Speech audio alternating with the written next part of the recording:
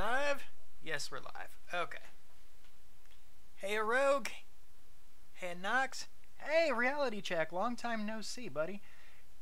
Let me just kind of take a moment to tweet this here. I can actually, like, if you actually look on screen, you can now kind of see what's on the screen. Like, take a look at the main screen. You can see your guys' self on chat. So, you can see all sorts of things. Stuff and things. We have 4 watching now. Alright, so let me quickly kind of hop into my dashboard. Or no, maybe not my dashboard.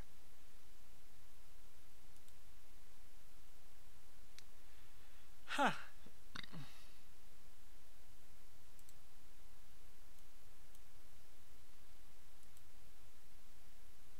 Let me tweet this out real quick. Good, not so morning, Vietnam. How y'all doing? For those of you avoiding certain discords for whatever reason, my own Discord is in the description below. You can find it there. Please don't be a stranger. We just talk about nerdy things, like we were talking about RWBY and a few other assorted things. Did I put my link up there? Did I do that? Really?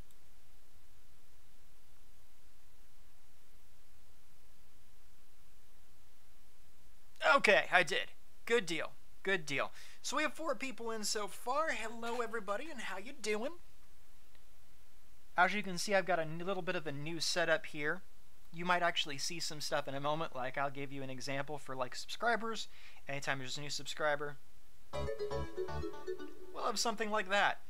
And if you look at the upper corner, if you look at the upper right corner, you see that little bar. That's a boss bar thing. That's just a fun little thing if anybody actually does choose to donate, which if you do or don't, well, don't worry about it. Definitely nothing that anybody has to do. But after a while, like subscribers, sponsors, stuff like that, that'll like knock people off. See, that just heals because it's me doing it, but if I put like a test donation in, that pops up. And so I'm going to go ahead and, as you see, that knocked off by a person named John, and there we go.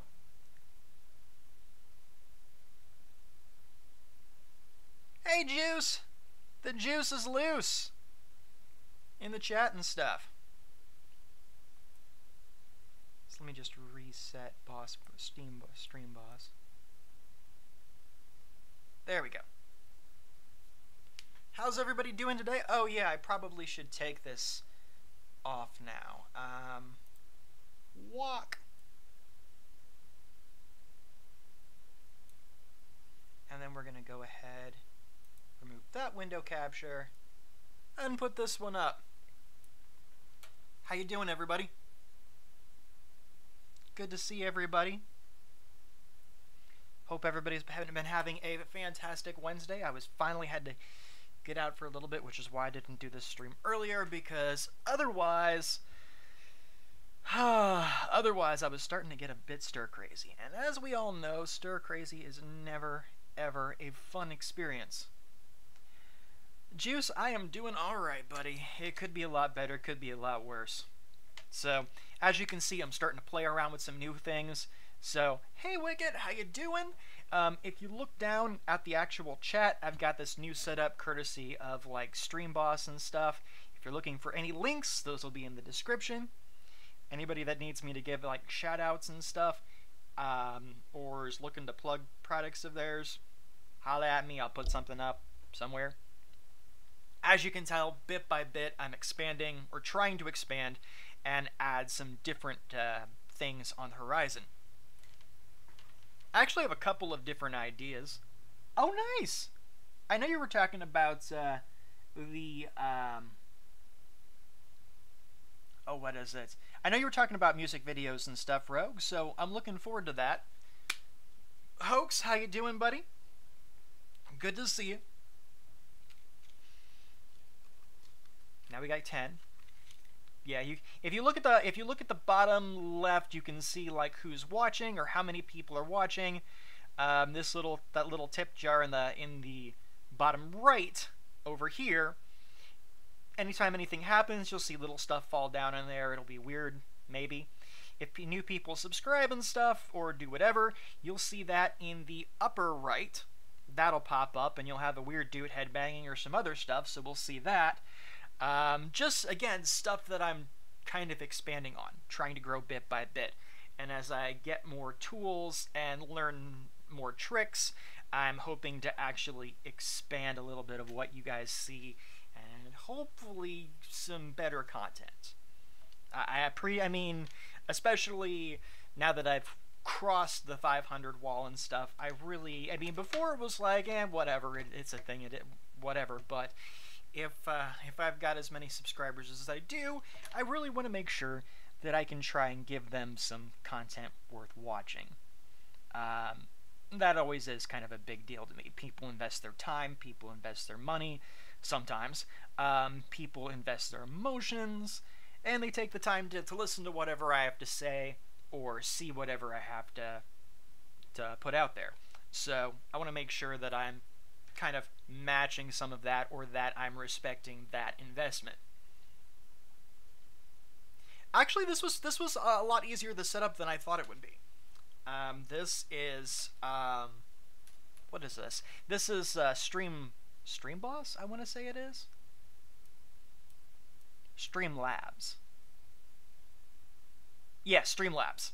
And then from there and setting it up OBS, basically all that I do is I set up what is it? Browser window or browser source.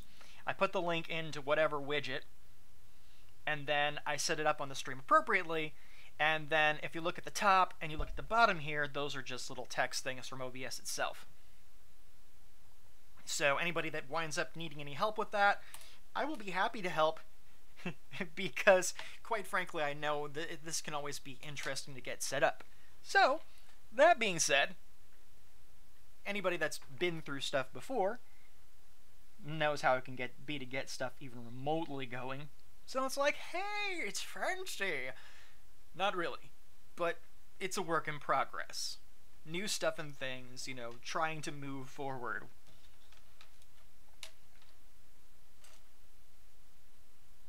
Yeah, what was I gonna say? Oh, yeah, if you guys, like, I haven't seen any of your stuff, Juice. I know I've seen Angry Veterans, which I think it's _ Angry Veteran _ and,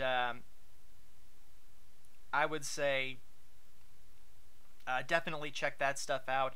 Of course, Stay Negative, check that out. Apparently he's working on some Kickstarter stuff for his collab with Skeeter Jenkins, who I was in his live stream not too long ago, Skeeter's, and we just had a really good time. So if you're actually looking to sit back and have some laughs, I would say keep your eye out for his live streams. He does hangouts, everybody sits down, they have a good old time. And of course, send any hugs and support to Neg's way. I know that Stay Negative's had a really rough week, couple of days. I've lost track of time, basically. It's been a rough stretch for the guy, though. And I will say, if anything else, just leave him out of the drama, leave him into the hugs, because the poor guy's been going through a lot. So I would say definitely give him a like, a subscribe, a shout out, and a hug. Lots of hugs. Lots of hugs. So, trying to think of anybody else that has channels that's being started up or in process. Oh, hey, Sassy. Hey, Owie.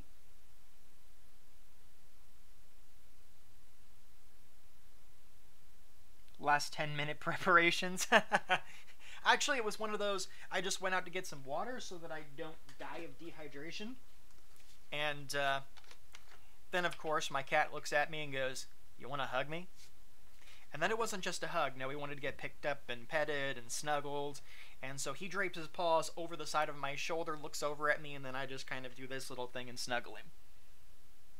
I think Negos is good people. I know he's butted heads with some folks, but quite frankly, I don't know. There's always two sides to every story, and it's no business that's really any business of mine. All I know is the guy is grieving, and he's gone through some stuff, and he's looking to try and do stuff with like music and creative stuff and seeing where he can make people laugh. And I can definitely agree with that. I mean, after all the crap all of us have been through since March onward, I can definitely agree with that, and it's easier said than done. Because it's like a black hole. It draws you back in before you know it. And then you have to deal with more shit, and then there's more speculation and more shit attached to that. It's kind of insane. Actually, no, it's very much insane. There we go. So, I am looking to try and move on. I'm always saying I need to move on to other things and such, but there will still be joy speculation and joy talk, because as long as that's a thing, we know it's going to pop up. I just don't want to make it the predominant thing. And I've noticed it's starting to become more of a predominant thing. And that kind of worried me back when. So, Rogue, you'll be awesome. You'll be awesome. Anyway, there's definitely projects and stuff that I want to work on, some of which are definitely ambitious, because I do not really possess the skills to pull it off. Like, I'm definitely going to be doing audiobooks here soon, so you'll hear me reading from Ishmael and such before too long. Tiny orange words next to me?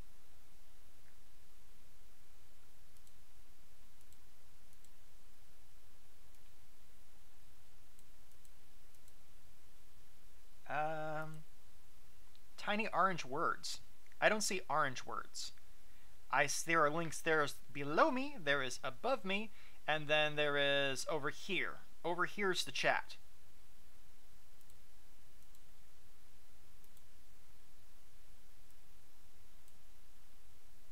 Which it's currently not. Oh, that's right. There we go.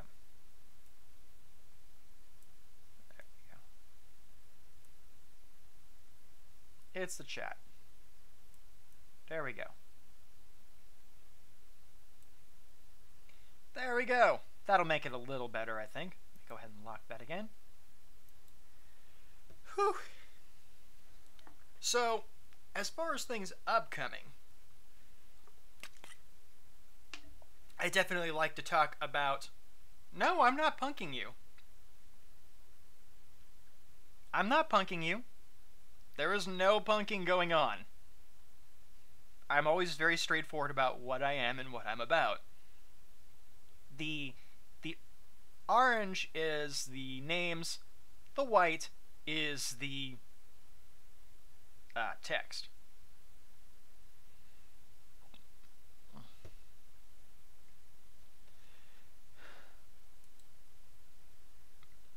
I can see it just fine, but that's me. There we go. A little better. Oh, damn it. Now I turn it off. There it is. Much better. And then, of course, at the top it says, hello, everybody. Welcome to the stream. All topics are open to discussion. Don't like a topic, suggest a new one. And on the bottom it says, donation and Discord links are in the description. So, oh, well, that explains that. Okay. They're showing us tiny. I upped it as much as I can. Hello, Homely Bear. Hello, Elvin Faye. So, stuff and things that I'm planning on working on, and shall be actually bringing some stuff to the table soon. I think character design is going to be one of them for Pathfinder related stuff and so on. And as I'm going to show you here in a moment, I'm going to clip off my video capture. And then, yeah, you can still hear me. Good. I'm going to go ahead... Nope, not that. See, it blinks. Oh, no. That's right. That's because it's on Streamlabs. Okay. Fair enough.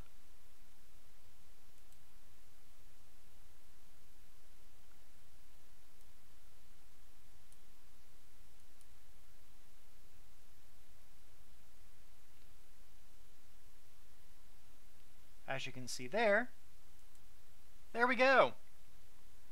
I finally figured out how to get PDFs and stuff. onto the I figured out how to get PDFs onto the stream. So that means, really? There we go. That means that ultimately we'll be able to look at some stuff that's D&D related. Or not D&D, Pathfinder related. So I can show you some things. Those of you interested in the game, we could do something a little bit called, yes, you are on screen. That's right. So for those of you that like role-playing or interested in it, I have an interesting little idea that I would like to run by you. Actually, I have a couple of ideas.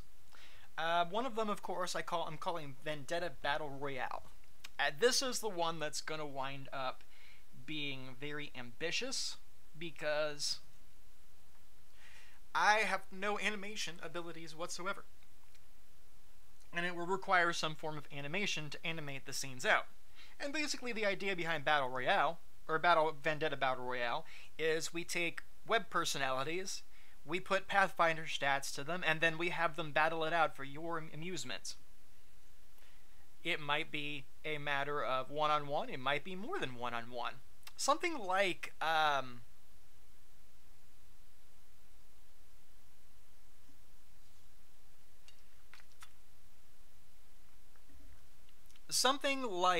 what was it?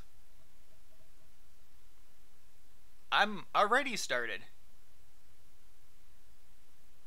GB, are you not seeing me?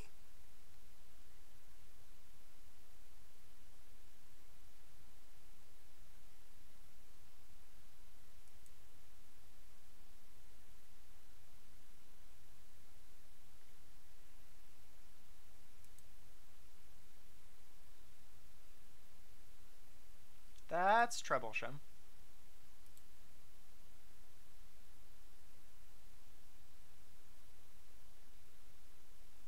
Can you hear me? Can everybody hear me?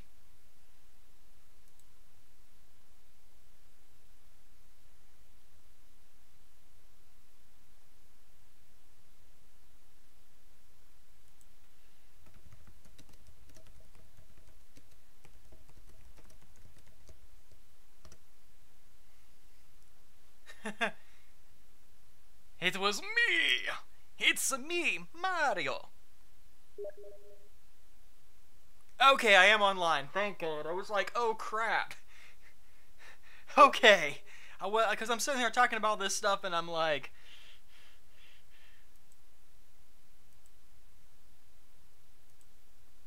I'm sitting here talking about all this stuff and I'm like... Did I just ramble on for like 19 minutes and nobody heard a thing? That would kind of suck. Quite a bit. It'd be funny, but it would still kind of suck.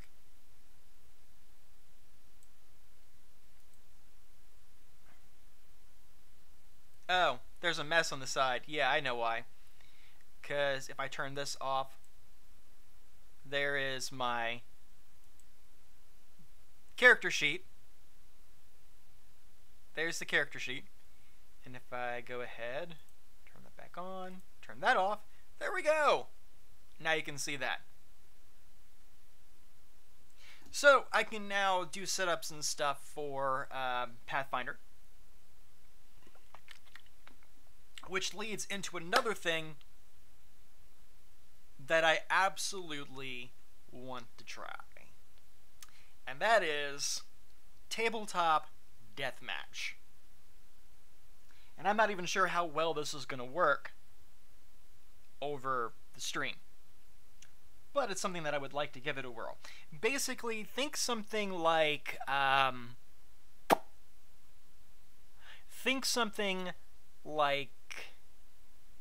The Hunger Games. I'm looking at the chat because this is the only way that I can see the chat. Like, I can actually look at the screen and see you guys that way. That's why I did it this way. Actually, hold on. let me change something with the chat. Hold on, let me do this.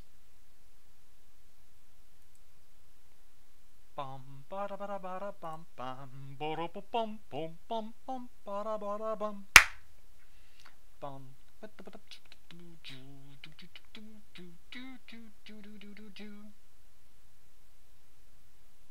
There we go. Save settings. There we go. And now I have to look and see.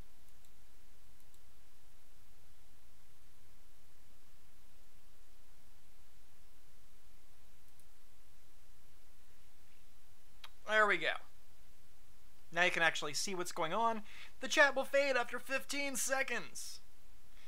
Actually, if that's going to be the way it's going to be, maybe I should just increase it just a scooch.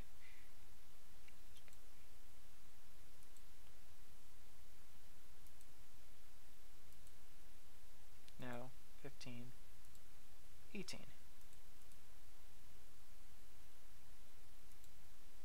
There we go. That's a little better. So after 15 seconds, it'll fade away, and it won't be like completely clogged. And it's not taking up everything. Everything is right where we need it to be. Cool. Alright, so you should be able to actually see what it's saying now. It should be a little bit easier. Should be. Should be. We're learning through this together.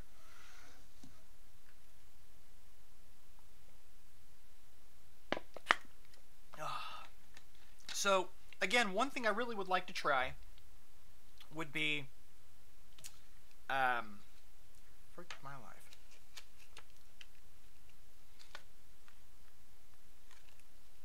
It was going to be Tabletop Deathmatch.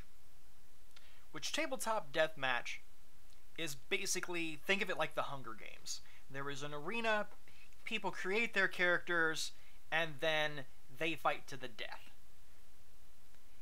And that's still being weird.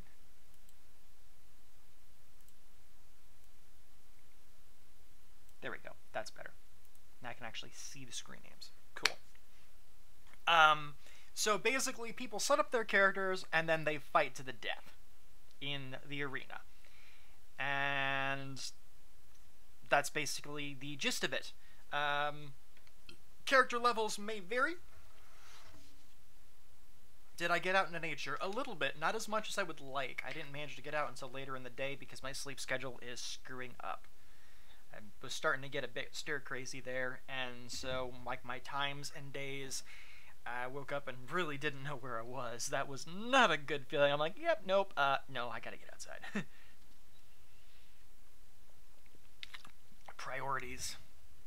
Priorities, priorities, priorities. However, in dealing with priorities, that's led me to be a little bit more cooped up than I would like to be. So, I was like, nope, I gotta get out. I gotta get out before my brain tries to get out of my skull. And that never ends well. But it does lead me to some nice little creative adventures while I'm there. Readings, book readings will be a thing that will be happening.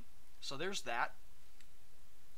And then there's also going to be something that I want to do called Critical Thought, where I just examine certain concepts and I open up the floor for a discussion. Do I have any animals? Yes, I do. I have 4 geckos.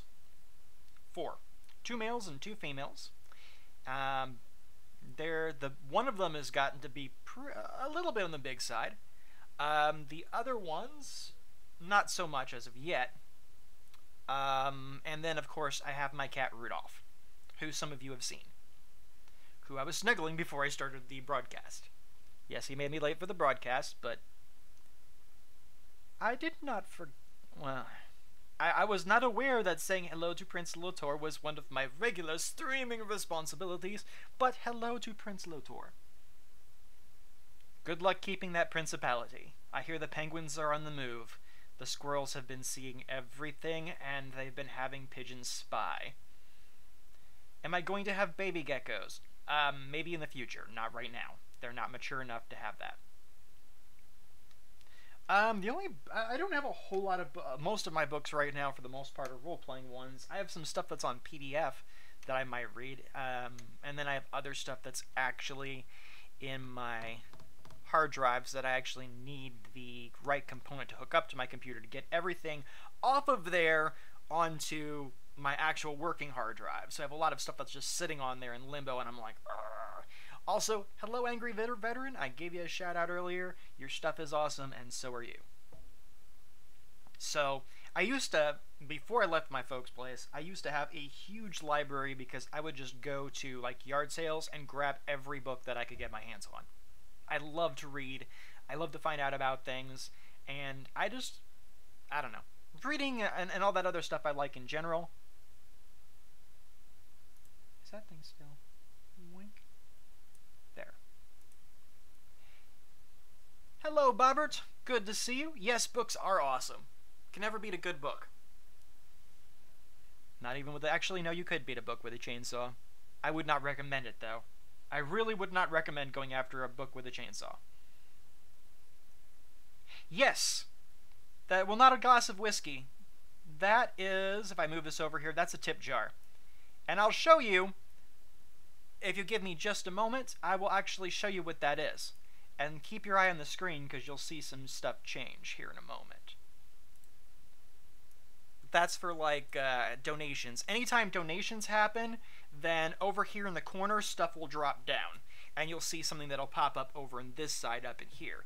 And to give you an idea, this is what a testing of it looks like. So if you keep an eye on it just a moment, I'll actually show you a test. Yes! And if you look at the Discord from that, it's, what is it? It's, I think, streamlabs.com and then my channel name after that. If it will ever load. You probably could beat a chainsaw with a book. And now it's not deciding, it's deciding it doesn't want to load. Alright. And now it just loaded. Okay. So, this is for a test donation. You'll see this pop up. See? That's what happens. And then if you look in the upper corner up here, you'll see where it has like the name on there, John, and that's because that's the Stream Boss thing. And if I go over here to subscriber, see? That's what that looks like. If I ever get sponsor or super chat, really? That's what that looks like. And then super chat would look like this. And as you can see at the top, the Stream Boss thing.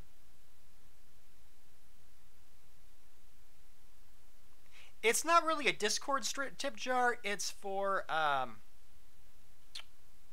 it's for Streamlabs. Streamlabs connects to PayPal and something else. It can connect to Patreon, but I don't have a Patreon set up.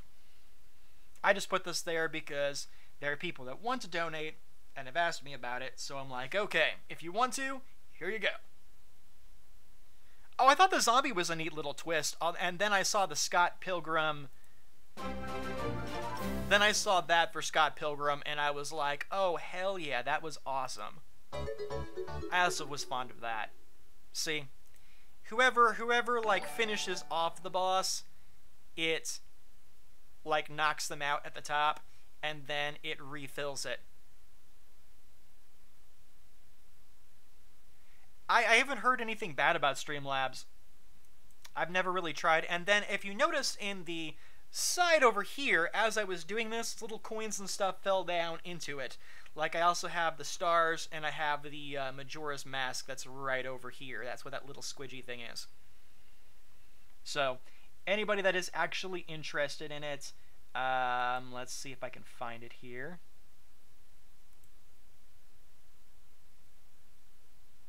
It's streamlabs.com/Nichi Stay Tuned. Again, it's in the Pickle Rick. That's actually funny. Maybe I'll make that one the new subscriber will be Pickle Rick. I just have to find an animated GIF file for it. I almost thought about doing something with frogs just because people would actually get the in-joke. And basically, The other reason that I'm putting that up is so I can see about getting stuff taken care of, so that I can go ahead and actually get certain licenses, start to move things forward, and hell, maybe even pay people to be able to pull off some of this stuff that I want to do. Because I can plan it, but I can't do it worth crap. And as much as there are people that would volunteer this stuff, I actually do believe in giving people more than a shout out for their honest work, especially since they put time into stuff. So, that's that. And again, one quick note about any donations, okay? You don't have to do it. If I appreciate it if you do it, I won't argue it with you, but you don't have to. I still think you're awesome whether you do or don't, and even when the day comes that I do set up a Patreon, one thing I am trying to figure out is how I would do something for what I call the OGs, or the old guard that have been around since like forever and a day. So I like to make sure that everybody gets taken care of. Nisci statum is Latin. It is actually a motto. Yep, you were right, Allie. That which does not kill you makes you stronger. It is something of a personal motto. I have held on to that probably about as long as I've been alive. And since I am not going to lay down and die for anything, that means I am only going to get stronger, so whatever put me on the floor had better be really, really sorry. Because when I get back up, it's going to be very sorry that it put me there. That's the way that I look at all problems in life. That's the way I look at all obstacles. It's not really so much of an obstacle, so much as it is a challenge to overcome. So that's just a personal motto there. It is one that has kept me alive.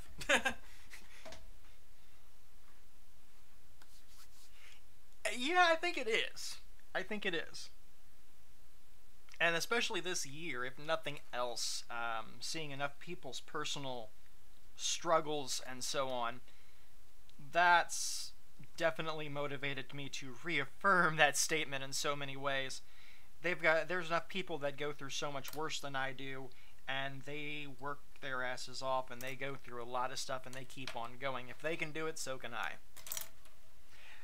I don't know much in the way of Latin. It was a phrase that I heard that I could relate to, so that has been my motto. I do not know Latin. The only language I know is English. I tried to learn French and Spanish something like 6 times, and I forgot every single time. Now, there are certain languages that I can appreciate. French I can definitely appreciate. Russian, especially when it's sung, is absolutely, like, if you ever have a chance to listen to Russian choral chant, especially Oche Nash, it is just, it's beautiful. I heard a Russian version of Once Upon a December, and it was beautiful. I loved it. So I highly recommend that. I just recommend learning about different cultures in general. Medium homine e bellorum. Okay. What does it mean, Angry V? What does that mean?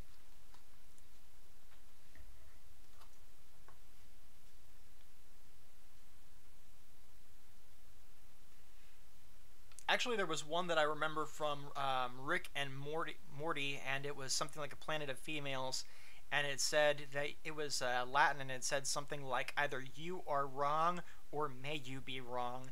And I was like, you know, for a secret society, that would actually, in a weird sort of way, kind of fit. Oh, I am half man, half beast. Nice. So you're one of the beast mode types. Rock on.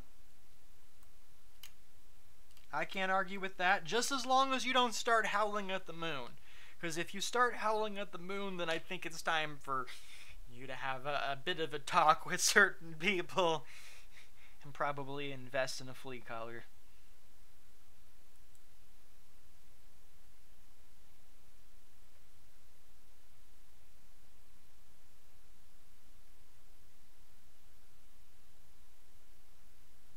Two sides to every man. Just two?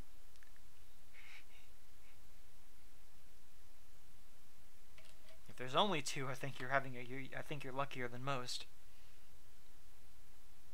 Woman, person. Fair enough.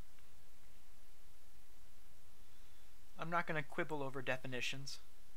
What if you bark at the moon?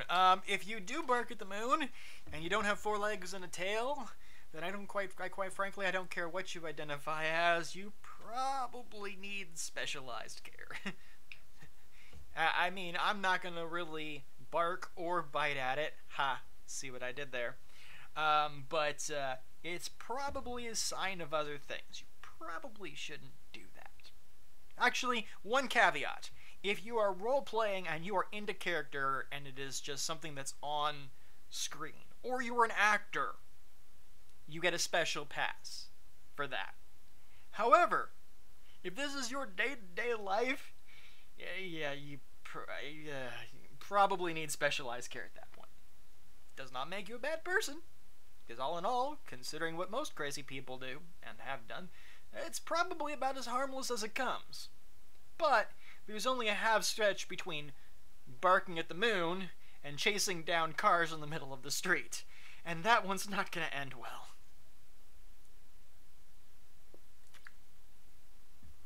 I've howled, screamed, cried, and sung to the moon. Was that before or after your show of choice got canceled, Owly? Because I could see certain points where you were watching Supernatural that you probably did all of the above. Speaking of which, we were talking about that a little bit when I was in the Skeeter stream. Somebody, he said I could actually pull off Castiel. I don't know where these compliments are coming from, but I will take them. Chasing parked cars. G. Bronard, I think the only problem you have with chasing a parked car is if you don't wind up catching it. Oh, man. Yeah, you can chase parked cars all you want, but if you can't catch one, there's not much help for you at that point. And I don't want to know what you do with them when you do catch them. What a grown man and a consenting car do in their off time is none of my business. I can only imagine the babies, though. Still a better love story than Twilight, but I can only imagine the babies.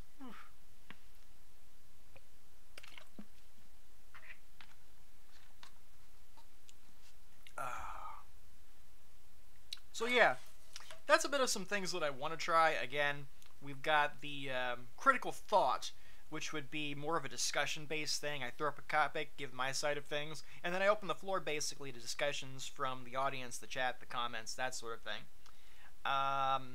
Tabletop Deathmatch, which is basically like a live-streamed, we pull up the chat, people are in Roll20 and stuff, we create characters, and we...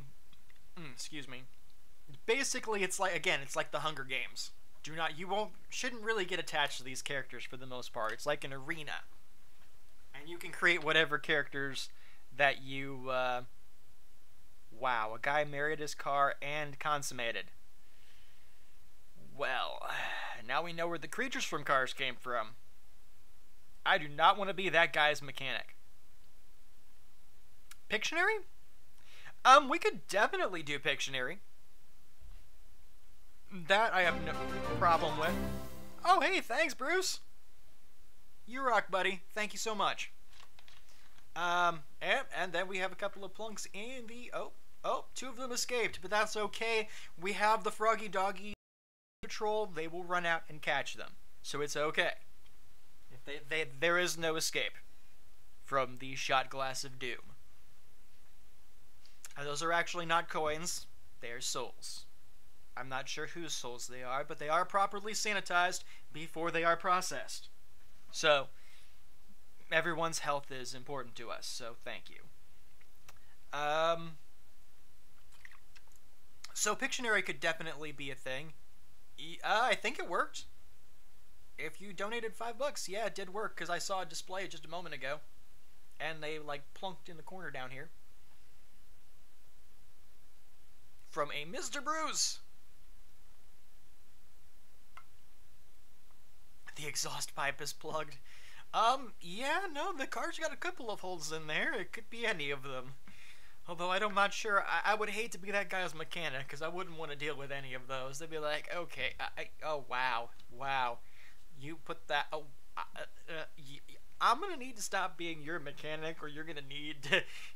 Now, that's a point where that poor guy really should get donations. That's the one point where you really should absolutely press for donations. If you are a mechanic of that guy that has married his car, and you were doing that...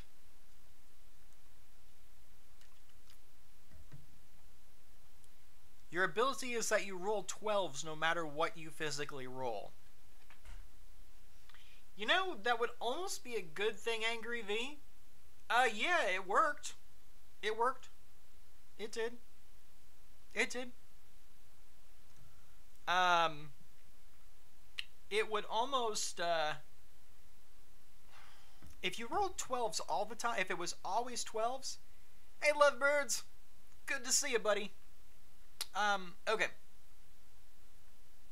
So if you always rolled, the roll was always a 12 no matter what, while that would help out for some things, you would never get a critical hit. Sure, you would never get a critical miss, but against higher level opponents, chances are you'd be missing more than hitting. Beyond the lower levels, that may not be a good thing. I mean, honestly, you could just take 10 more often than not.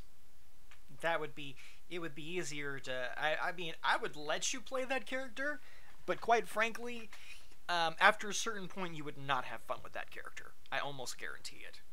Because while you could do certain things, it would more or less be no different than if you were taking 10 in other things. While you would be guaranteed certain things, what you would lose in the process would cut you out of so much fun that I wouldn't recommend it.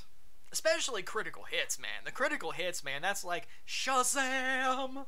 And then you get to do something really freaking cool. I would hate to deny any gamer that. You're level 9,000? If you're level 9,000 and only rolling 12s, man, you need a different character. Although I do have some homebrew set up that can actually take somebody. I think the highest I managed for that was up in the 100 range. Like, you could actually be a level 100 character for Pathfinder. Basically, yes, I get the reference. It's over 9,000? What? 9,000? There's no way! And he breaks the scatter and goes, Meh. It's over 9,000. But, no, basically it was something like, you get to 30 or 40, and then you start to hit kind of like ascended status. You start to interact more with gods, demigods, etc. And then beyond that, as you go up the tier, oh no, you go into mythic, then you go into mythic. And then beyond that, you start to be able to be to the point where you can actually, the eldritch abominations like Cthulhu and stuff that would not be able to be killed by mortal hands, you can actually harm them at some point. And there's stuff even beyond that. Like there's stuff that would basically make Cthulhu its bitch. Well, most of the gameplay usually ends at 20. They don't have much of an end game at 20. They have some kind of regards for 30. So what I basically did, the first thing time that I saw that, I'm like, that's no fun, because what if you get to 20? Then what? So I set up some things to scale the monsters, rather than just trying to scale monsters and such, or create monsters that were like in the 40s and 50s. I found new ways to scale monsters that were already around certain tiers higher and higher and higher and higher. The human representation of a Vogon today. I'm actually afraid to ask about that one. Was it spouting poetry? Who sent me a vid in Discord? You sent me a vid? On the road again? Oh my god. What the fuck? Sex with my car / my strange addiction. Alright. Well, okay. I remember that they handled some really strange stuff.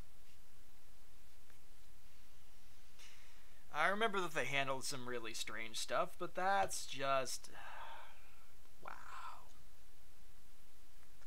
I understand that some people really like their cars.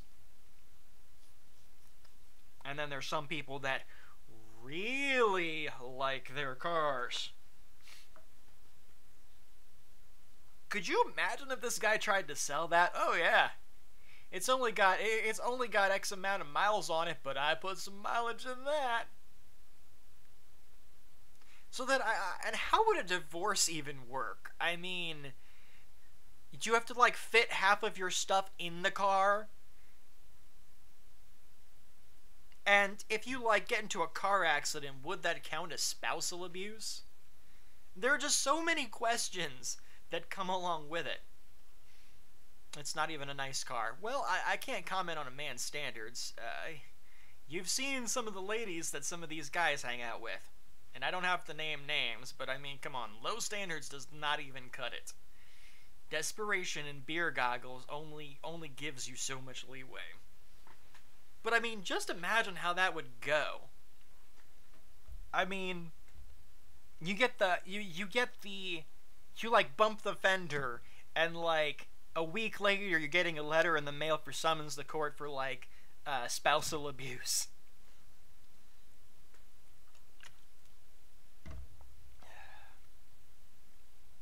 Or he decides to file for divorce. The next thing you know, the judge is like, all right, you have to put half your stuff because it's a no-fault state, baby. So that means the spouse gets 50-50 no matter what. So now you have to figure out how you're going to saw half the goddamn house in half and like shove that into the back of like a Mini Cooper.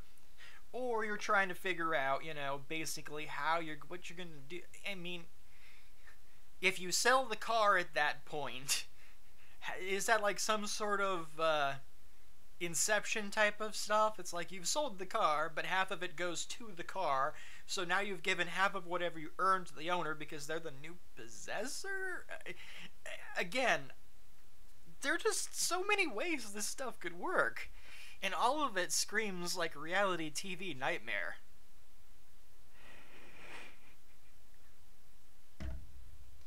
This is something that I could see, truthfully, Trish doing. These are things that I could see people that want attention doing. It's just so hard for me to take it seriously. Yeah, no kidding. Car prostitution. I mean, if you were to... Okay. If you were to use this cab as a taxi, for instance, or for like... Or use the car to like deliver pizzas and stuff. There are just so many ways with this one. I mean, what if you try to give it a paint job? I don't even know how that would apply, because I've never seen anybody try to give like a spouse a paint job, and I imagine that probably would not go over very well. Here, honey, let me dump a bucket of paint on you and see how well that works out. I think I want a divorce, Harold. But it was just a coat of paint. Lord knows you could use some. Okay, now I want a divorce and I'm going to beat you profusely.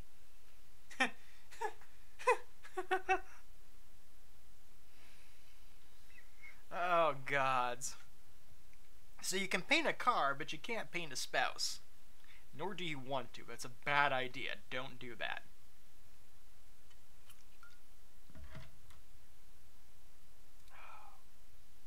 You can crash your car. If you crash your spouse, you'll probably get 25 to life, and you probably should. You can put strange chemicals into your car. I would never recommend doing that to any spouse, whether it's a male or a female. putting strange chemicals in them is a recipe for disaster. It's not bound to work out very well.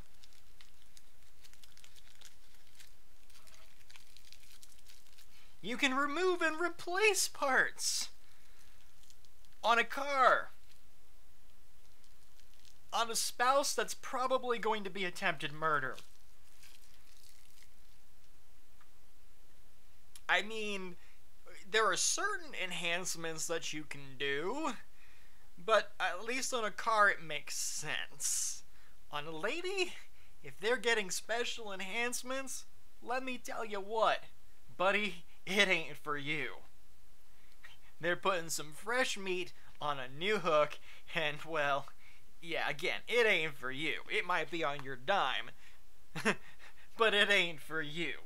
It's for sucker B, C, or D. Maybe all three at once. Because you...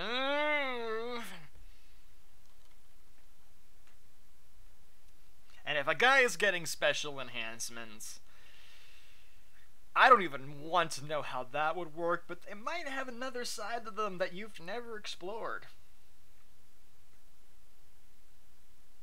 Yep. Either way, it's probably not bound to work out very well.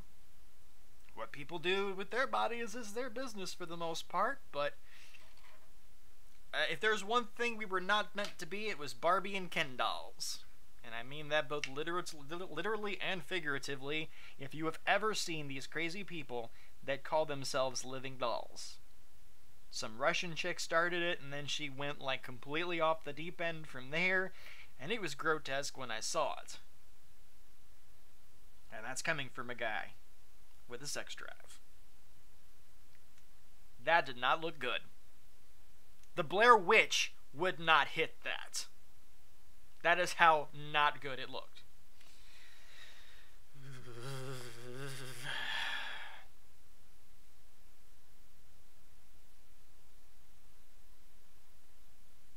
Boob jobs, nose jobs, implants, etc., etc., etc.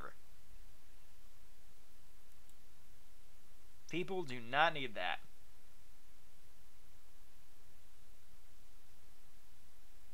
People do not need that. Oh, forget that. Forget the hell out of Dodge with that.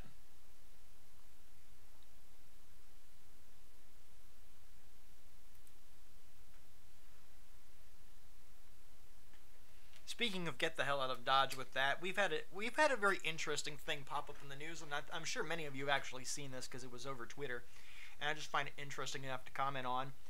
The guy that actually made Cards Against Humanity, or one of the founders of Cards Against Humanity, has decided to buy a plot of land on the border so that he could stop Trump's wall from being built. Aside from the fact that we really haven't seen the brickwork even laid out for this just yet, there are some big problems with that. I mean, it's great for publicity, but if it's on U.S. territory, there is a little thing called eminent domain. If they need the land for certain services, especially government-related services, they can just swoop up and grab it. Hell, actually most of the wording on eminent domain is generally pretty unclear and a bit messy. So when stuff like that happens,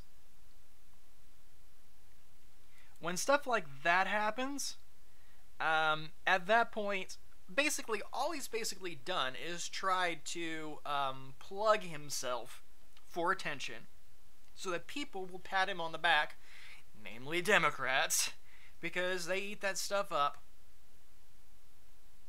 Just like the Republicans eat up anything about how Obama did something fucked up. Anytime anything Trump-related comes up, I guarantee you the Democrats are going to be like, oh, love Trump's hate while we're beating somebody with one of our placards.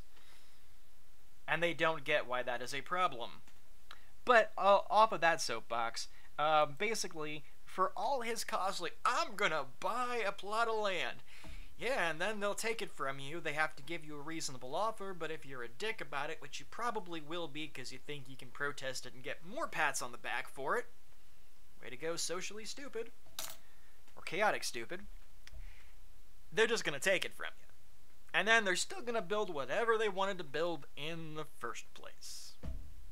And instead of fighting about immigration, maybe you can work for policy reform, which is a sensible thing, a smart thing. It makes sense. That way we don't have to put up with stupid guys like the people that were in, I want to say, San Jose, that were holding signs saying, "Make America Mexico." Now, I don't know about you, but this I do have a problem with. I have no problem with immigration because I come from, I have immigrants in my family. Okay? I have no problem with immigration because it does give a healthy lifeblood to everything, but I think there's a big difference between immigration and invasion. Immigration, you come here, you pick up our laws, you integrate with our culture. We do not make special concessions for you. You work and help us, and we do our best to help you. In many ways, we have definitely come up short in that, and I absolutely believe that we can improve on that.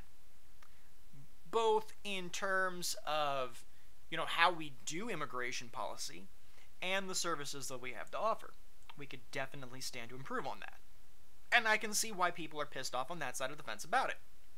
Okay? On the other hand, when you have a mass of people that comes in, and the moment they get in, they say, "Nope, this is our country now. You will make special concessions for us. If we have something that offends us, you have to bend over backwards to give us what we want." That's when I'm going to say, "Look, this ain't your country. You don't like it. Go back the fuck where you came from." And that's when we get these special snowflakes, the ones that are going, "Make America Mexico."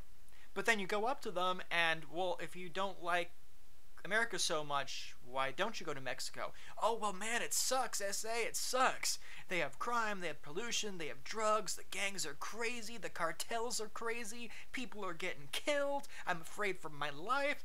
And I'm like, whoa, back the fucking bus up. Okay? Back that bus up, park it, cement it in place. Hold the fucking phone. So you mean to tell me all this shit's going down in Mexico, and I agree, that's whack, yo. But you're holding that sign in your hand right now, and what does it say? "Make America Mexico." So all that shit went down, you didn't like it, you came here, and now you're pissed off and you're holding a sign that says, "Let's make it everything that I hated, ran away from, and was quite frankly scared to crap about." Am I the only one that thinks that's a bit fucked up? At what point did you actually kind of, sit and think about this? And this is where I say that for these types of people, a little self-awareness goes a long way. "Oh, hey, Nags, how you doing, buddy?" A stream where women aren't screaming at one another. I don't know, I could pull up Hangouts, we have a lot of ladies pass through here. I mean, we could improvise. It would just be, it would be cringy. It would be cringier than the reality TV stuff. But good to see you, buddy. Good to see you. Everybody give Negs a lot of love and some hugs.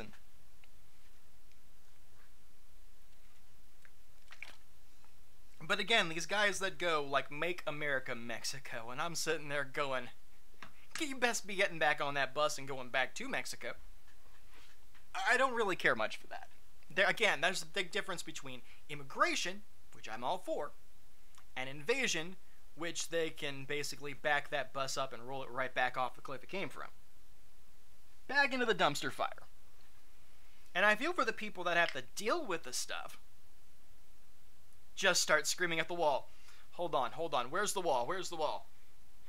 "Hello, wall! I am going to start screaming at you!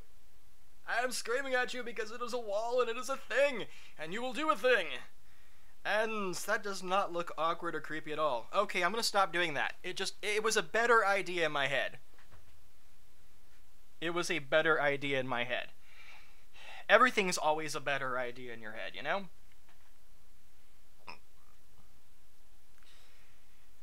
Drama Live's probably not going away anytime soon, but shoot, we can have fun with what we've got. But again, like, if you look at some of these other countries where they've let a whole bunch of Islamic children that just happen to be over the age of 21, yeah, that's a thing. And the first thing that they've been doing is taking all the food and supplies and dumping them on the floor. Or just trashing the area. Or holding protests where they say, "This is our country now, get out."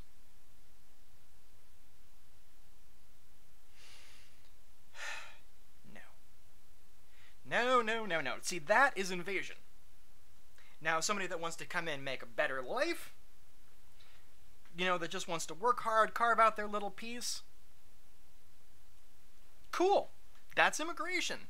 I'm more than happy to work with them, do what I can to help them out, etc., etc., etc. I can get behind anybody wanting to start over and have a new life. I draw the line at where we have to make special concessions. But that's what you get when you live in an era of participation trophies. Congratulations, you participated! Here's your medal. It may or may not be ticking. That's a design feature. And when it explodes, well, just come up with a catchy slogan. It'll go great in MySpace and Twitter. And I'm sure you'll get some likes for it. Please don't scream. My brain is loud enough for the both of us. I feel very sorry for you then.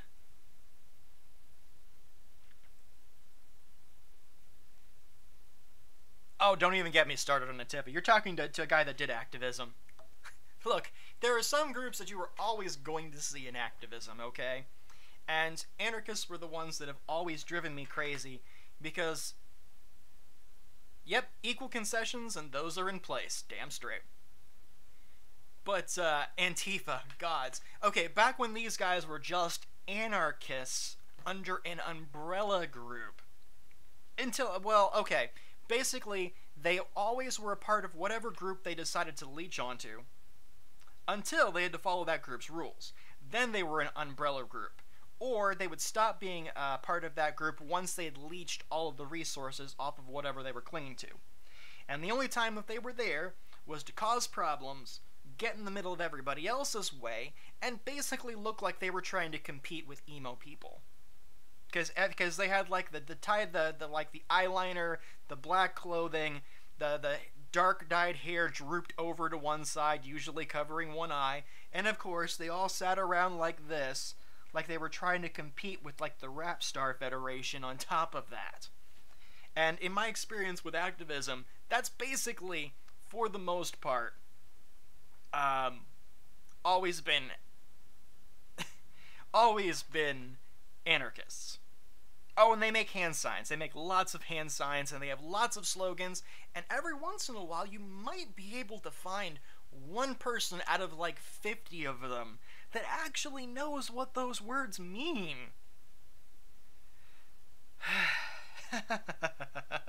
You thought this stuff was bad? Oh god, wait till you listen to those guys. And what do they want? They don't know, but they'll tell you they want something. And that something will change like every other day. And then you have the other people on there, fringed from other groups, which are like crazy meets more crazy. Usually the mass thing was because they were afraid of being identified, which I could see some of that. But the fact of the matter is, many of them were trying to cause trouble, and they were more of a problem to any cause than any actual opposition. So you couldn't really count on them to get anything done. You could, however, count on them to muck up whatever you were trying to do. And they would be there to start stuff, but the moment stuff went down, man, they'd be the first person off of there. White men can't jump, but they can run like hell, I tell you what.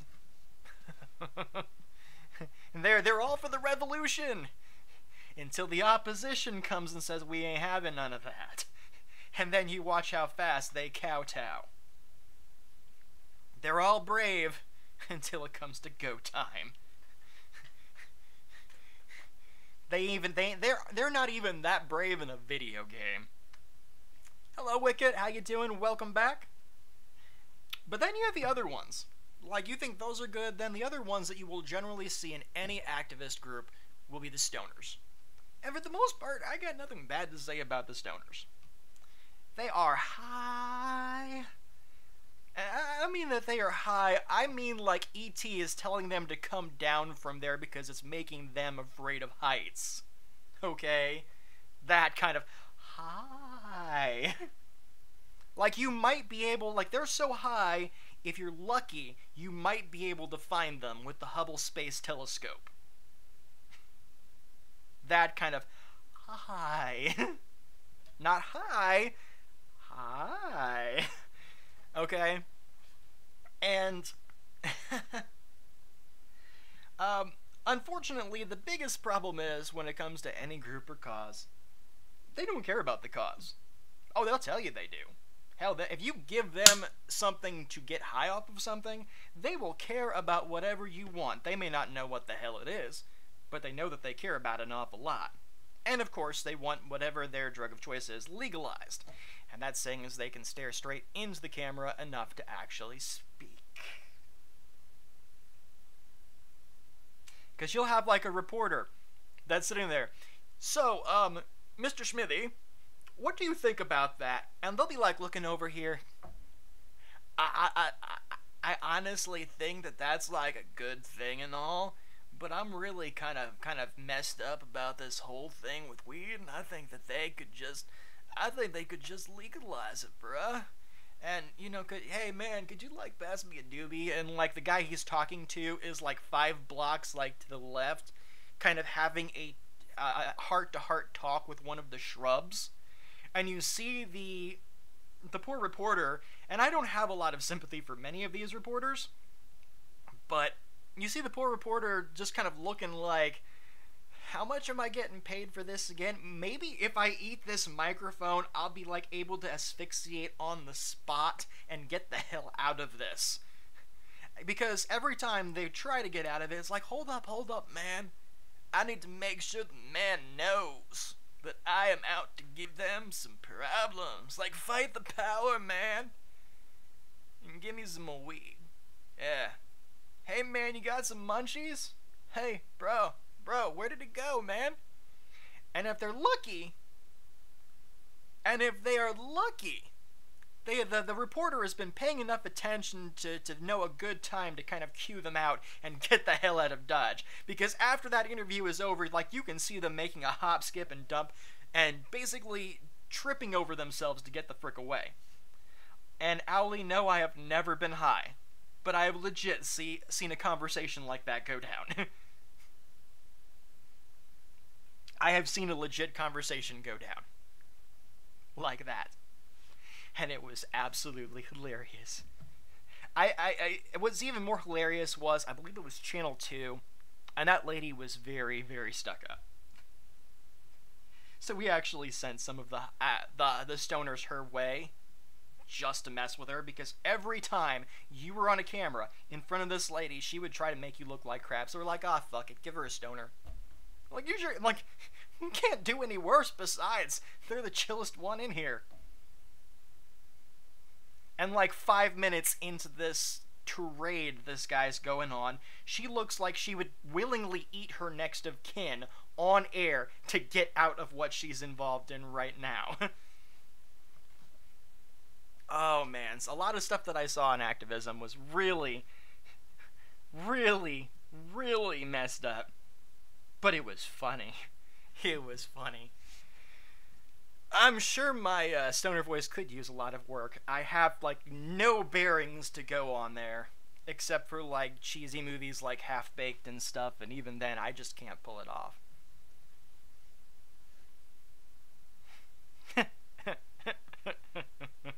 That poor woman. She was a pain in the butt, but man, it was funny.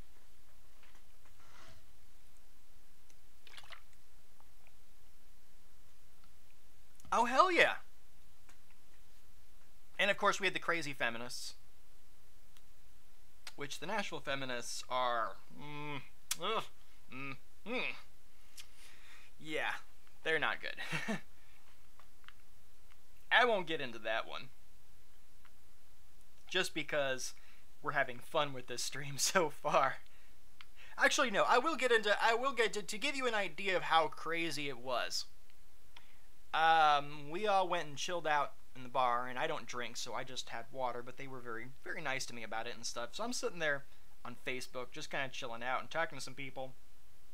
I was accused of making a direct action against someone for drinking a glass of ice water and talking to someone on Facebook.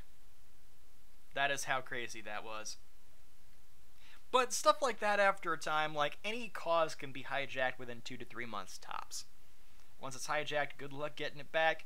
You're probably better off running as far and as fast away as you can. But as it starts to escalate, things just get weirder and weirder and weirder. Like the government at some, like you hear these people talk, and at some point, in comparison, the government actually starts to sound like a good idea.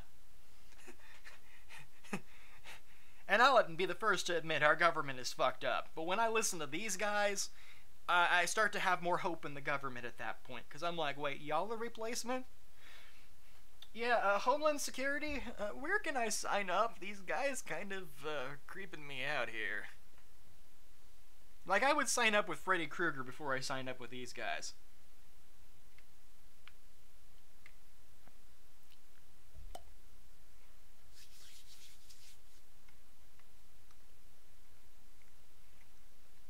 Politics. I tell you what. But yeah, I have no love for Antifa. None whatsoever.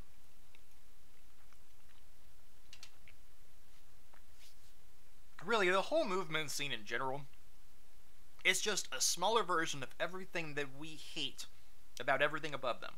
They're just a different variation of it. If you've never read Animal Farm, you should. Because that describes it almost to a T.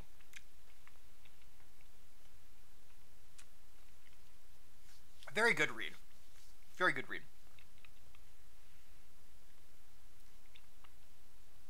Of course, 1984 is definitely a good read as well, but I like Animal Farm a lot more because it touches on certain elements.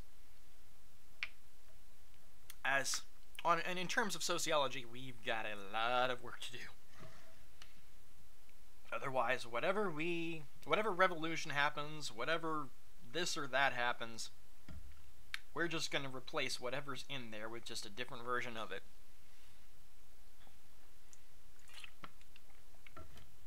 And honestly, I'd rather go back to Bob Ross with the Happy Trees. Which, by the way, I loved that earlier when I saw that on next stream with the Happy Trees.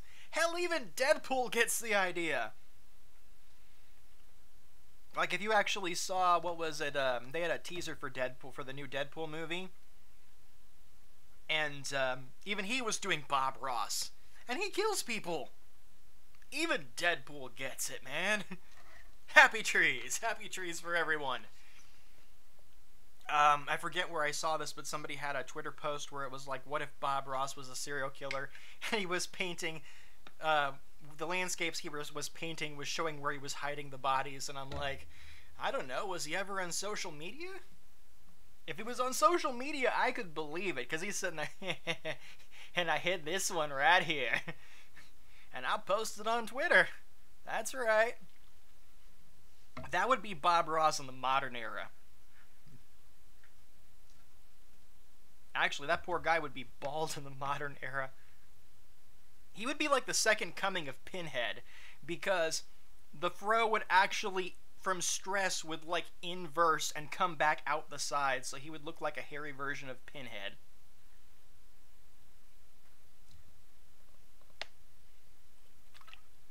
I don't know, maybe they like rename him Harry Henderson or something like that. And yes, that was a Bigfoot reference. Also a good movie.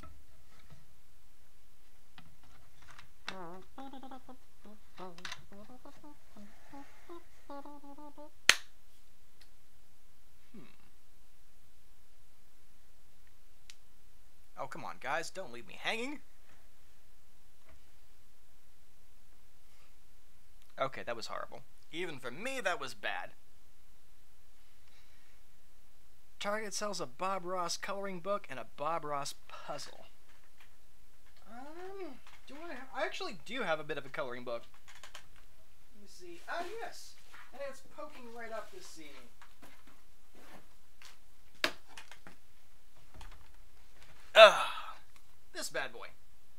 which as you can see I already started coloring, I was testing out my little Soma color markers.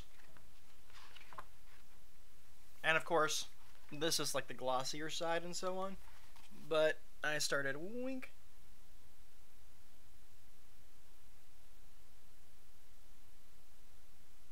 So I started testing out some of those fancier markers on there. It was like $10 at Walmart, and it's called Anamorphia by Kirby Rosonis. See? So you can actually search for different things on there, but then they have other stuff like this, which I love some of the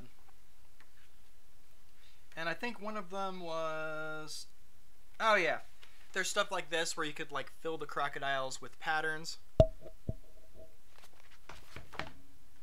Almost reminds me kind of MC Escher-esque. This is actually a good one of the wolf, and then on the other side it says like draw more jellyfish to fill the page.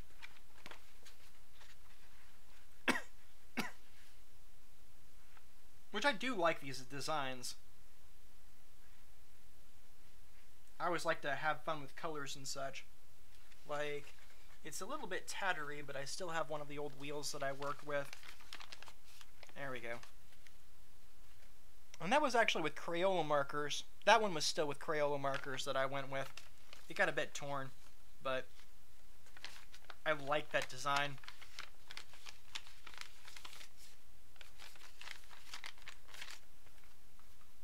I just like to do creative stuff in general, so that's one of those things that as we get more and more out of the drama zone, bit by bit, then you'll probably see a lot more creative stuff. As far as like donations and stuff, that's pretty much where it'll be going. That and general survival, but you know, as far as those of you who are Owl fans, there you go. There's a good one right there. This one, I'm really fond of that one. Yeah, I think it's something like a 10-second delay.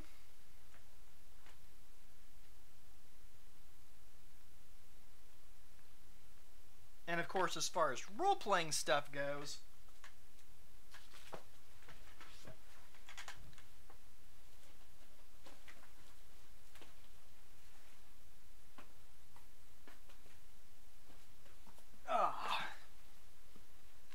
I like this one.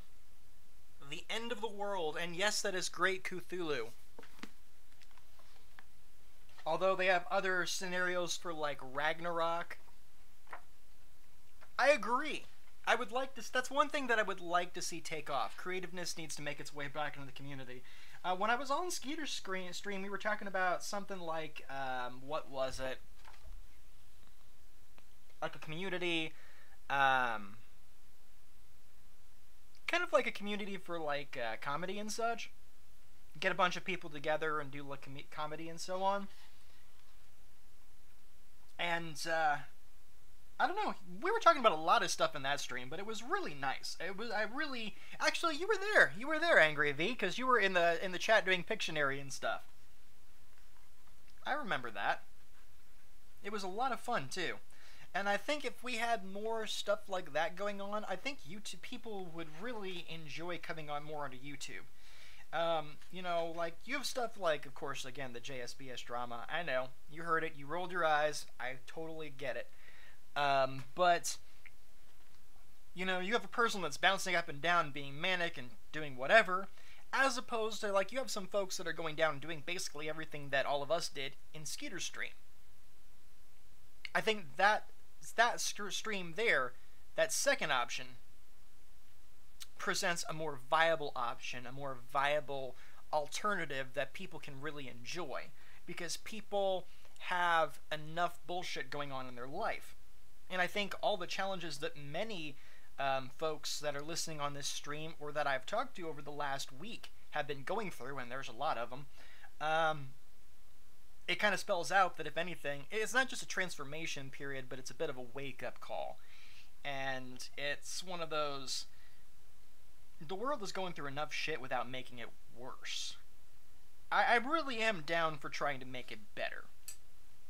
And as much as I know that I'm still going to wind up embroiled in some of this stupid drama, because of who I am and the position that I was in and have been in and everything that I've had to deal with and others have had to deal with, I can start trying to wean away more and more as this stuff dies down more and more. And one of the ways that I want to do that is more creative stuff. That's why I bring this creative stuff to your attention. So if you guys hear ideas that you like, please say something. There is nothing wrong with speaking your mind. And I don't mind your mind. And I don't mind people lurk. But join the conversation. As it says on the top, hello everybody, welcome to the stream. All topics are open to discussion. If you don't like a topic, suggest a new one. Same goes with content and stuff. Feel free to suggest content, especially creative content. I really would like to make some really cool stuff, and even stuff that we can laugh at. Like, for instance, Vendetta Battle Royale. We can take these people that drive us crazy, put stats to them, maybe animate it, and then give them abilities like Pathfinder style, and basically just have them, you know, kind of like, what was it, kind of like Death Battle, only it's like YouTube personalities and so on. No harm, no shade. Like Skeeter, for instance, he does parodies and such, but he doesn't, there is no hate or shade whatsoever. Hell, he's probably done better parodies than most of us as far as that goes, because he has no hate or shade at all. The dude is just making something, and quite frankly, it's funny. Like, I saw his stuff, and I laughed, a well-needed laugh for the first time in a while. Oh, hello, Hella. I haven't seen you in here before. Good to meet you. 20-year-old game? That is like a black hole. Which game is that?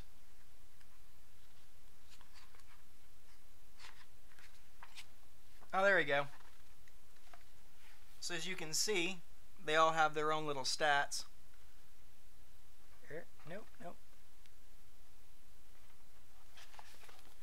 It's a little different, but I can always change some stuff around. And let's see, what is this? Oh yeah, timeline. There you go. Like right down to the time, over like a couple of hours and days and what happens. How this apocalypse scenario goes down. It's more of a one-shot. Dark Ages? I don't think I'm familiar with Dark Ages. So in this case, what I just showed you there was a timeline of what happens in the Wrath of the Gods scenario, where Great Cthulhu, the old one, pops up from Arle, and step by step what starts going down. In addition, not only does it go down, but your characters in that game are just basically regular Joes who are trying to survive the apocalypse, kind of like you are living a horror movie. And then, of course, I love this thing. I love this thing so much. Genius Guide to the Talented Bestiary. I love it because you can take stuff and you can add to it. You can create your own little monsters for Pathfinder, and like even weaker creatures, and you can give them all kinds of neat little abilities. You could make like a teleporting horse. You could make a horse that when it kicks you possibly gives you a disease.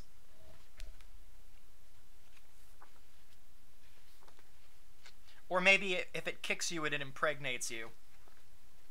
Oh, that would be fucked up. That would be fucked up. That would be so fucked up. Horse runs up and just back kicks a guy. That's what you get. Next thing you know, like 3 months later, right out of his chest. Oh, that's messed up, but I like it. The town suddenly births horses, and there's suddenly a large number of horses in the community. That's really a mess.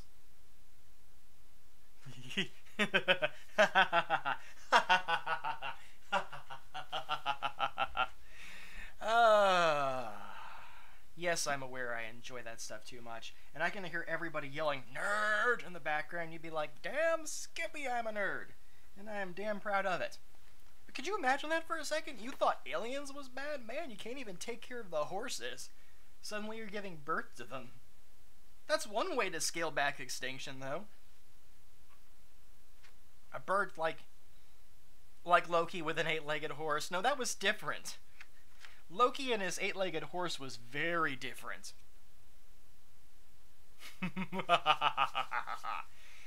Maniacal evil laugh. Yeah, I can work with that. But, I mean, yep, total nerd. Absolutely nerd. Proud of it. Golf clap? Golf clap. But, no, I mean, could you imagine that, though? Like a bird walking up, flying by and just, like, pecking someone, and the next thing you know, me.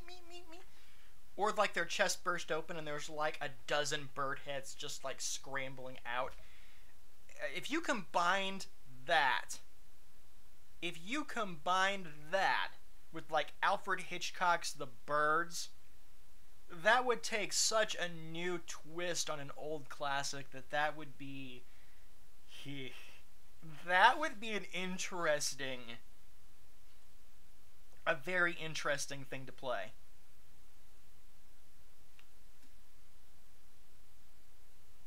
That actually gives me an idea. Where did I put my pencil? Oh no, not even aliens, it's just body horror in general. Okay, now there's something to write with. Why do I not have something to write with? Ah, there's an envelope. I'll work with that. Ow. Not like that. Not like that. Bad internet touch. So, birds. Infection by peck.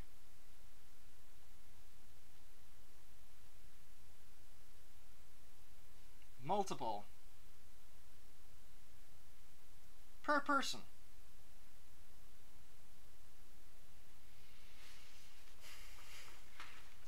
That would be really messed up, though. Could you imagine it? Everybody's, like, boarded up, like, the windows and doors, and all of a sudden one of their people starts, like, squirming, and, like, all of a sudden their body splits open down the middle, and they're, like, all these bird heads starting to poke out and, like, chirp in unison. And they're like, aw, crap. Because it would explain why they wanted to go after people.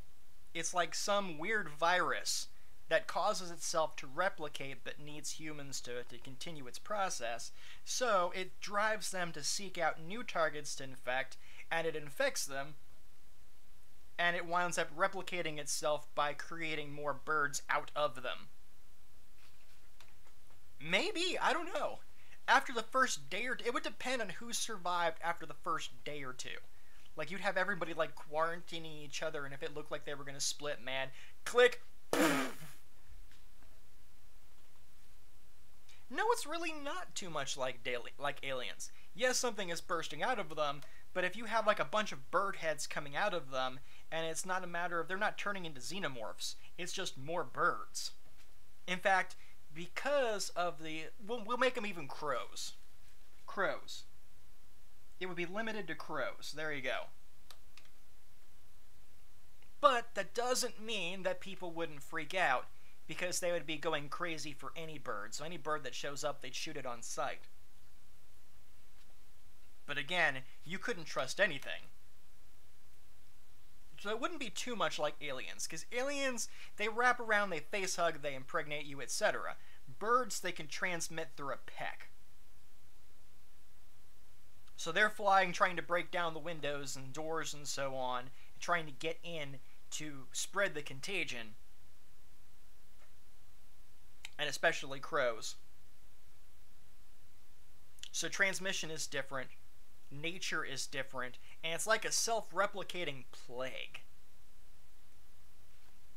Maybe the initial stages of infection would actually be like seeing crows pick off like other birds.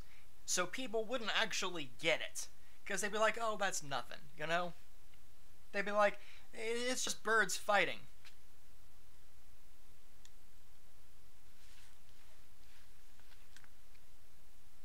So they'd start off going with lesser things at first. They would start going after other birds, maybe wildlife. It would be inconspicuous. Because think about it. If you see a bird going crazy on another animal, are you really going to think twice about it? No, you're like, whatever, it's a bird, it's doing whatever. And then you start noticing a distinct lack of creatures around.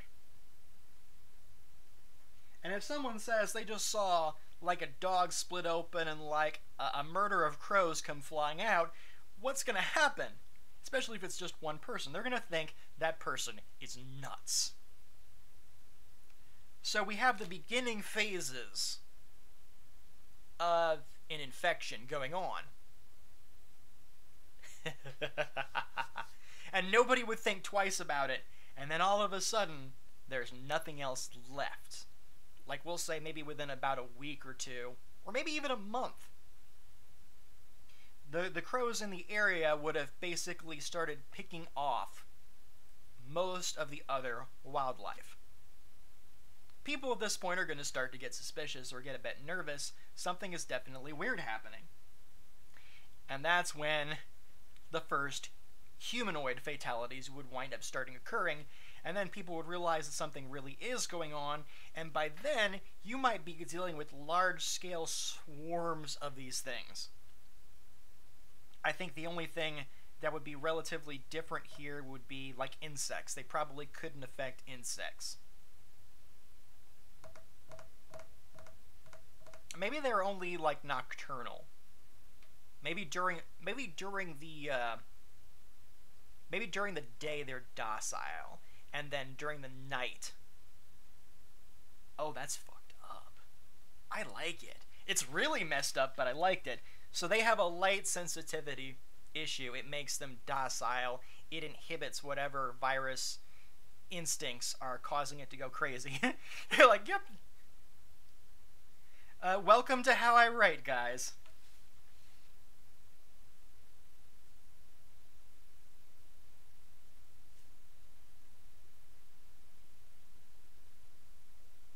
Welcome to How I Write. This is how I create. You give me a bit of a creative thing to work with, and I like to go, I will create something with full immersion.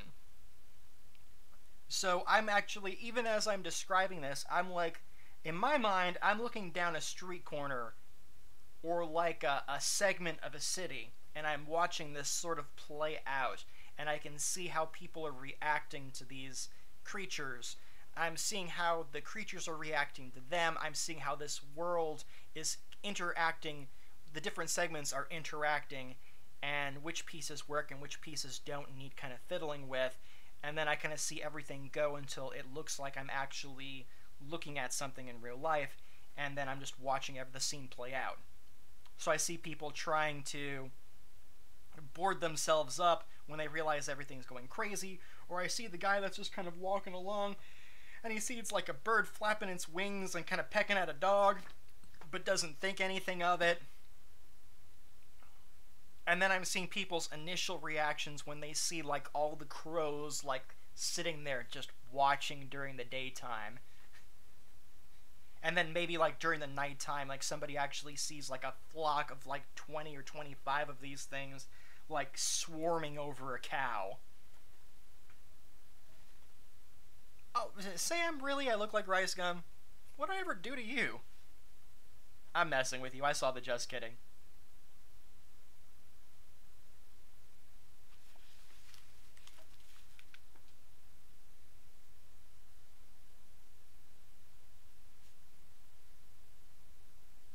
Because they always have to have weaknesses. So maybe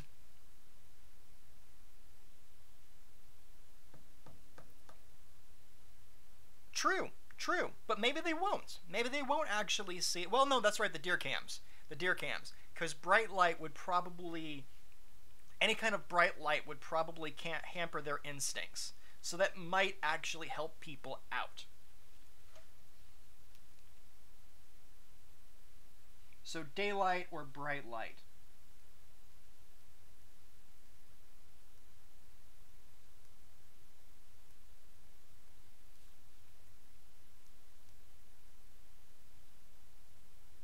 So it kind of neutralizes those instincts, or it keeps them away.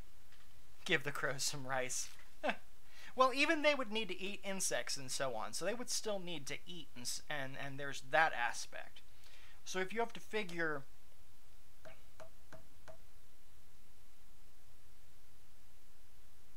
echolocation, maybe. It would depend on how bright the full moon was. That's a good point. That's a good point. Not necessarily. I would say not normally. If it's a really bright moon out to where it illuminates the ground, then I would say yes. That is actually a good point.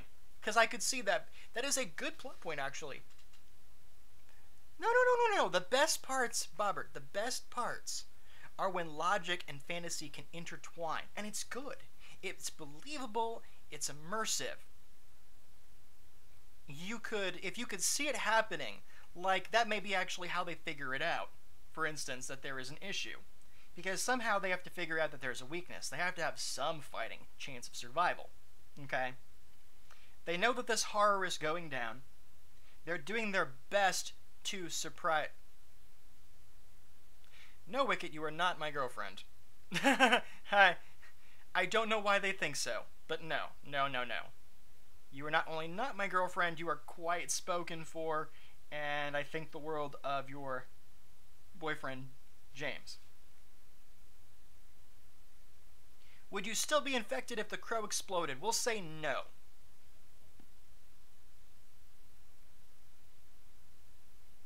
No, because the transmission would be would be through its beak. So if it scratches you, nope. If it pecks you, yes. So it basically, it has to peck you, and any kind of daylight or bright light. Plus, you have to figure that they would have to eat something too. So, especially if they eat insects for the most part, then if you have X amount of crows, certain crows can only go so long before they have to either find new food sources or starve. Kind of, sort of. Basically, kind of, sort of. We make it in a way that it's actually realistic. So it could... When Angry V is going, what the fuck, he's like, huh? I'm basically designing a kind of horror scenario on stream, Angry V.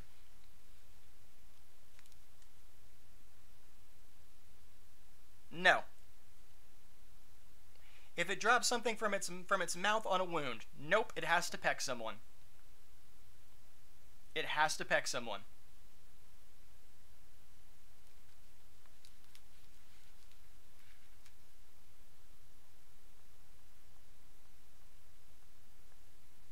Has to peck, has to eat.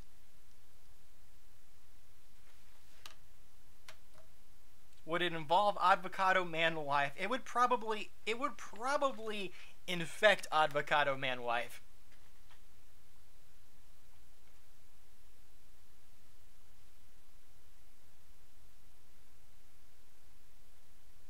It can be spread to other birds. Yes, that's correct.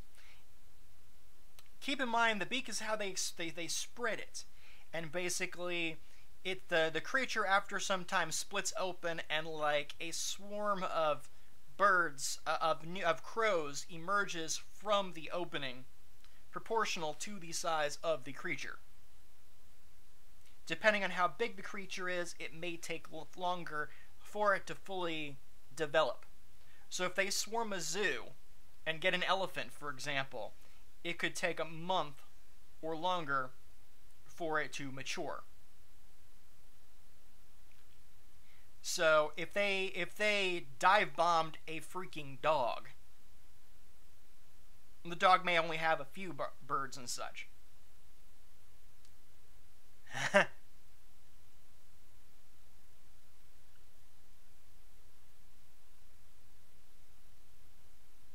Fish? That's a good point. Yeah, we'll say that fish are immune. We'll go with that. Not reptiles, but fish. There would be no other carrier creatures, and it would be strictly limited to crows. A frog is small, so it might only produce a single bird. Same with other birds, depending on the size. Like an eagle may produce like a couple of crows. A frog would maybe produce only one. Fish would be immune. We'll say fish are immune. Insects are obviously immune. Like mosquitoes aren't going to carry that, for instance. In the fantasy setting, we'll say undead are immune.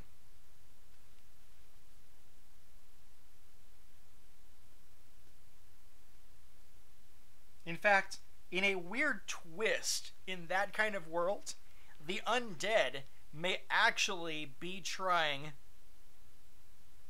to find a cure for this and save the non-undead, because it would affect their food source. So in this case, the undead might actually be trying to save the living in a neat little twist. Yes, has to be living. Can be monstrous. Later, Angry V. Take care. If you need anything, just holler, buddy. Rogue, that was going on taking it to a side scenario, like in a fantasy scenario. If there was undead present and so on, like undead monsters, dragons, etc., then the undead would actually be immune. Other creatures like elementals would also be immune, simply because the ones that are composed strictly of energy, for obvious reasons. So energy beings and undead.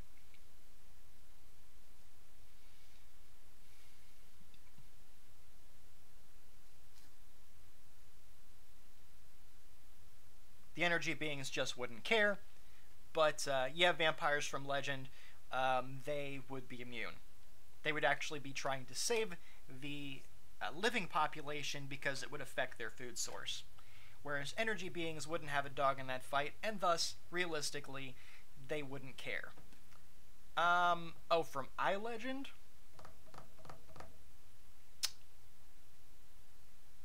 Those aren't like your typical undead. They're more like a mutation. They're not really technically like undead vampires. But if you're talking like Nosferatu, like Dracula, they would be immune. As far as the ones from iLegend, they're like a different type of ghoulish life form. They would not be immune. They would not be immune. It would be it would be interesting to see them wage war. But they would have a very hard time in that scenario. Especially with their hunt and kill instincts.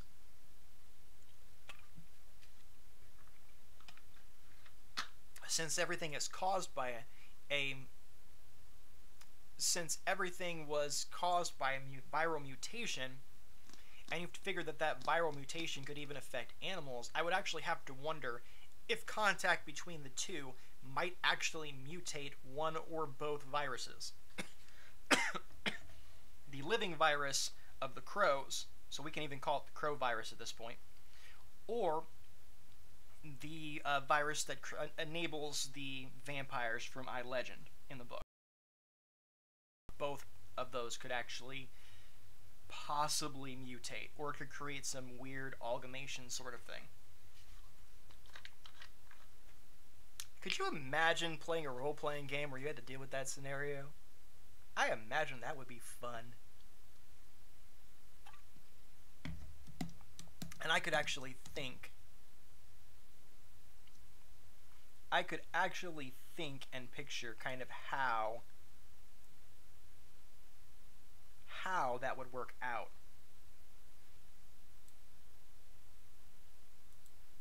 Crow vampires. Go ahead, do something. Hello, G. Brunnett. Welcome back.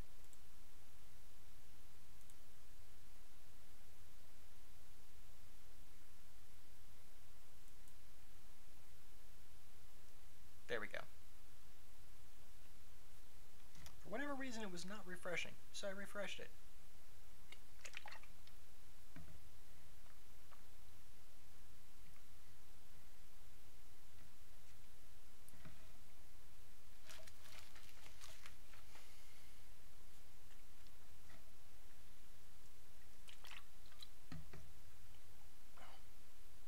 How do I change my avatar? I believe you go up to where you see your profile, your picture at the very top.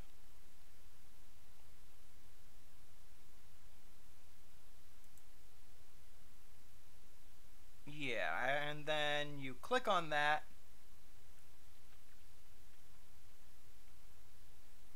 And I think it's under account settings. And that's how you change that.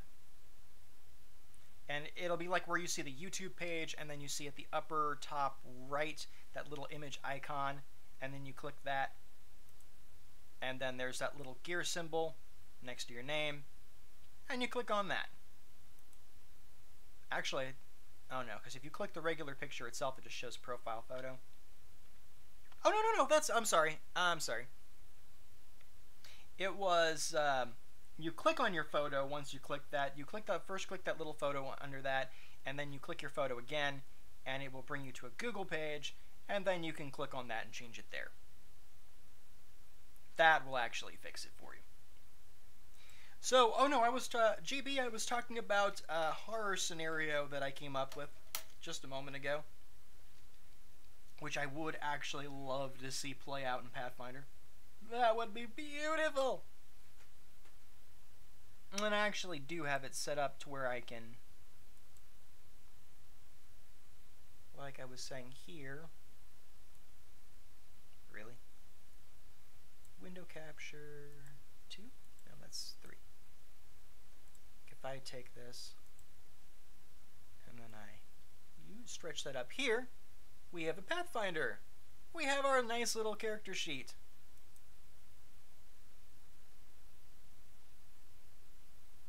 It may look daunting, but it's really not.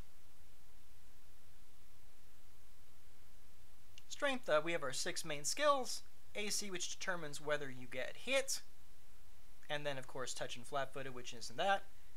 More saves that prevent you from dying. Base attack bonus. Helps you hit. Spell resistance. Exactly what it says. Command bonus and command defense. Or combat maneuver bonus. Combat maneuvers like pushing, shoving, tripping, grappling, etc. And then, of course, combat maneuver defense, any weapons, your wonderful skills, and what of these main attributes or abilities you use for them. So like acrobatics, basically any ranks, plus any modifier for the dex stat, and then you have that as your basic total bonus.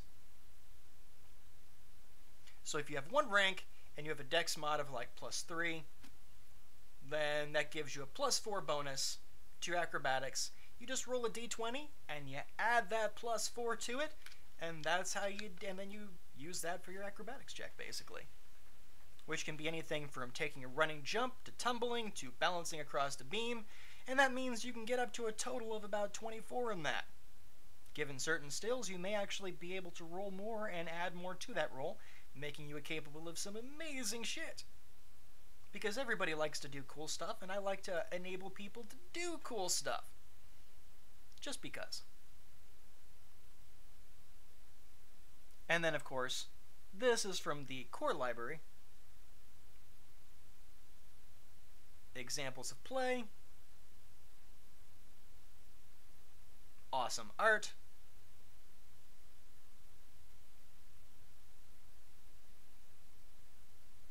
Ability scores.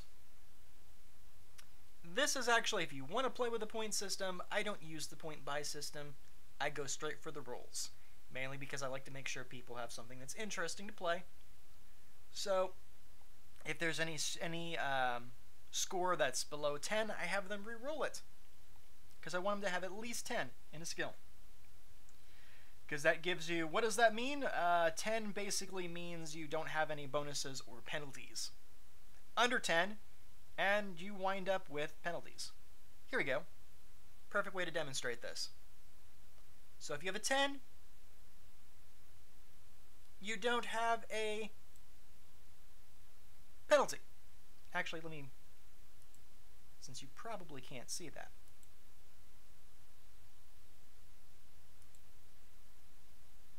There. And of course, this is a bonus bonus spells per day over here. That's for your spellcasting classes. So 12 to 13, you have a +1, and usually the cutoff is going to be right around here. So this is basically the range you'll wind up playing with. If you want a penalty for role-playing purposes, then I would say let me know. I'll be happy to work with you depending on what that is. I like to give everybody a fair shot, but if that's really what you want, then I will be happy to work with you. I'm the Dungeon Master, but I am not a stick in the mud. I've had some really interesting concept classes before, or I've also had some really interesting character developments and stuff. Just be sure that this is what you're going to want long term. Because more often than not, you'll be playing the character for a while, and once you start playing it, the only way you're going to ditch that character is when they die. So be sure you have something that you want to work with that will be versatile enough that you're not going to be stuck back hanging for your one moment in the sun that may or may not come. So, if that's what you want, though, as long as it's not like, hey, I want to have a 1 in something, because you're probably going to die very quickly. Alright, man, alright, G-Bronner, take care, man. You have a good one. Thanks for popping by and stopping up. I'll probably do a stream tomorrow. We can see if you guys want to actually create some characters. I'll be happy to kind of run you through it and see what you want to create. Which if I do something like that, it may be, we'll say, maybe 5 Central Standard Time, and we'll keep it going for a while. Like I said, in most cases, this range right here is pretty much what you're going to wind up with. Okay? Now, again, if you want to go lower, alright, just let me know what you're planning to do. I've had people that wanted to play an amnesiac character. When it comes to that, or you want to have some interesting plot point, or something with an interesting story point, I'm more than happy to tack it over in that regard. Just keep track of those story points. Okay? It's one of the cardinal sin characters sort of thing, where people have an interesting plot point, and then they don't tell anybody about it, so they forget about it, and then something happens, they're like, oh yeah, I was secretly a prince, or secretly this, and everybody's like, well, yeah, okay, doesn't matter now, they're dead. You know, that sort of thing. So always keep an eye on any secrets that your character has. I certainly will, and I will be taking full advantage of them in gameplay. Within reason. Within reason. So every kobold within 50 feet isn't going to know that you're secretly the Prince of Alabaster, under a deadly curse. They might know something's a little bit fishy with you, but that's about as far as it goes. Now, if you piss off enough of them and their spies learn a few interesting things about you, you might be dodging assassins more than everybody else in your party. There are pros and there are cons. Again, whenever you have interesting character concepts, one of the first key rules whenever starting a campaign or starting a, even if it's a one-shot session, if you want to try something with your character, had to roll to remember everything. That is a neat concept. That is a really neat concept. But if you want to create something interesting, sure, talk to your dungeon master. If they're smart and they have a lick of sense and they're worth their salt in the slightest, they will at least listen to what you have to say. Now, if you're trying to create a god character that can, like, cause earthquakes every time one of its boobs hits the ground, that's probably not going to be a thing, at least not until level 20. And even then, I'm not sure that you would want that. Especially if you go prone a lot. Anyway, but again, it's something that you want to talk over. More often than not, DMs are assholes. They have the right and will to use anything and everything against you. Not true. Not true. Okay, you may have the right to do something, it doesn't mean it's a good idea. Especially if you are a dungeon master and you just took all that goddamn time to put something together and you're just there to be an asshole to someone else, that's not a dungeon master. That is someone that has got issues. Not boons, boobs. Boobs. No, no, no. That kind of team, that is not a DM, that is just an asshole. An asshole on a power trip. And you know what else it is? It's going to be an empty table within a few games, because nobody's going to stick around with that.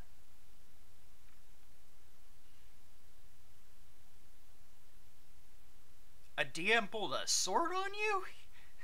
That's straight up mental.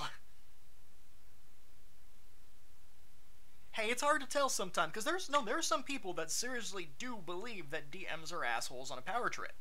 And they've also had they've also had some really bad experiences. I've had some decent experiences with Dungeon Masters, and I've had some really terrible experiences with power trip game masters.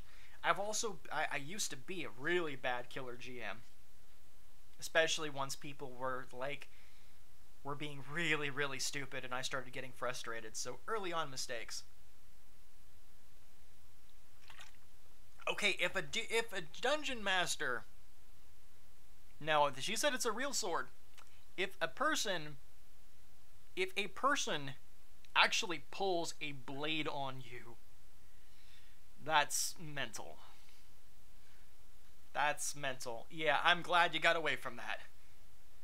Ugh. Nope. Nope. I don't know that a DM look. With DMs, look, you make something, but if it's all about you, you're gonna have a bad time. The goal of a dungeon master is to make something where everybody can get together and play. Yes, you are the dungeon master. Yes, what you say is goes. And yes, if you really wanted to be a dick, you can play DM versus the crowd. But you know what's going to happen? Everybody's going to suffer for it. It's going to be a terrible game, and then you've wasted your time trying to put anything together. When you can have the reverse, everybody has a good time, they have a memorable event, they may completely die, but they will be so engrossed in that adventure that they'll want to roll up characters and go at it again. You may even get that those one or two players that look for new ways to die, because there's one in every group. And then there's the one in every group that's basically a Darwin Award in the making, and they're basically testing it out in their character before it eventually migrates over into real life. And I have seen those too.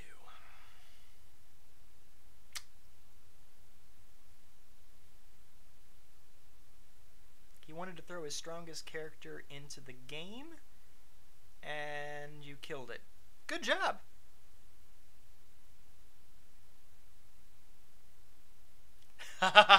No. See, a DM should generally prepare for those things. Prepare for chaos.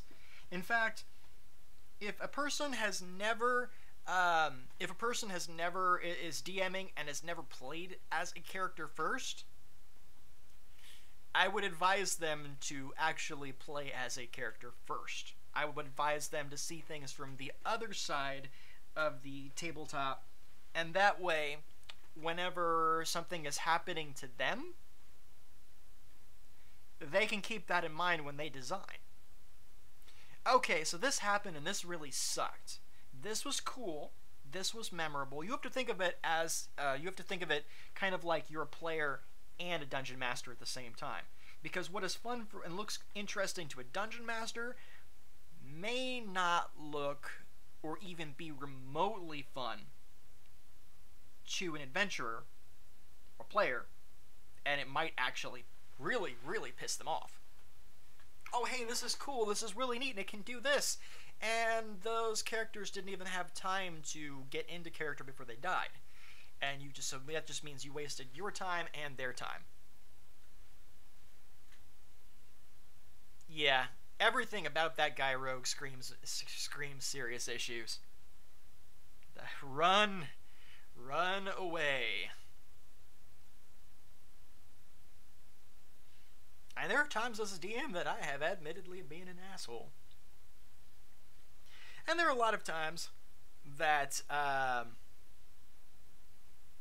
are a lot of times that I've definitely learned from that and the experience has been a lot more memorable.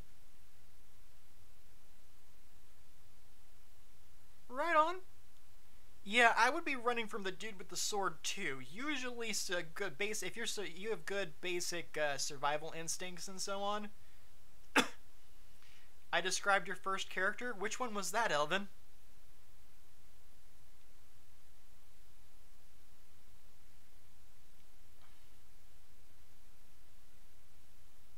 I've played a couple of different characters. I've played crazy sorcerers and what was it, the spellblade types. In Pathfinder, they call them maguses. So I played one of those. I played crazy sorcerers that like to find interesting ways around things and collect anything magic related. I don't know how I managed to be the moral voice in the party. Probably because the party made bad guys look good. Oh, the one that died before he could get to play. Yeah, I hate that. I hate that. If you're going to take the time to create the character, you should get at least a little bit of playtime out. Usually the first couple of sessions, unless it's like a one-shot, and I usually let everybody know what's going down before play starts. But usually if it's like a full-on series of adventures or a campaign or something to that effect, for the first couple of sessions, I try really hard not to kill people off. Unless they're going out of their way to be dumb. Because if they're asking for it, they are going to get their wish. And you might be laughing now, but there's always one. There's always one. Like the guy that was doing pickup lines on a slime. Giant acidic slime, bigger than him, and he's like laying a now melting glove on it and slicking back his hair and going, "So, you come here often?" And everybody's looking at him like, what the fuck, dude? Yeah, he leapt into the thing spread eagle so he could be one with the slime and was slowly and happily dissolved into it. And every time he got brought back, the gaming gods basically said, forget you, he's going to die. So I finally had to leave him dead. The culmination on that was when he happened to find 23 cursed items in a row and equip them all at once. Against all odds. This was a junk pile full of thousands of junk items. Because, hello, junk pile. Against all odds, he managed just to find every single cursed item in there. In a row. And then he activates it. All of them. At once. To be fair, I did try to warn him. I said, look, okay, don't do this. Why?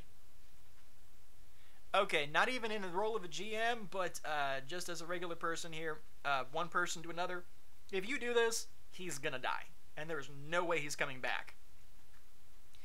He made Chaotic Stupid look like Albert Einstein.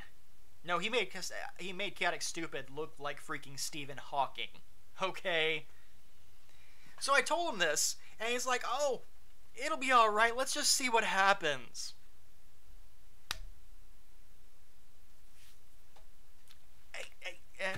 Alright. Okay. Like I said, he dies. There are so many curses going through his system on a mental, spiritual, physical, emotional, and even on a genetic and soul level that he turns to a puddle of water which splashes and dissolves into the lava that's like right next to him. And he went nuts. That was one of those few times as a DM that I actually got death threats in an email. Yeah, that happened. Because that is a thing. You do get players that do that, and it's always fucked up when it happens. I had one player that legally changed his name to his character's name. Yep, there are people that get way too attached to these things.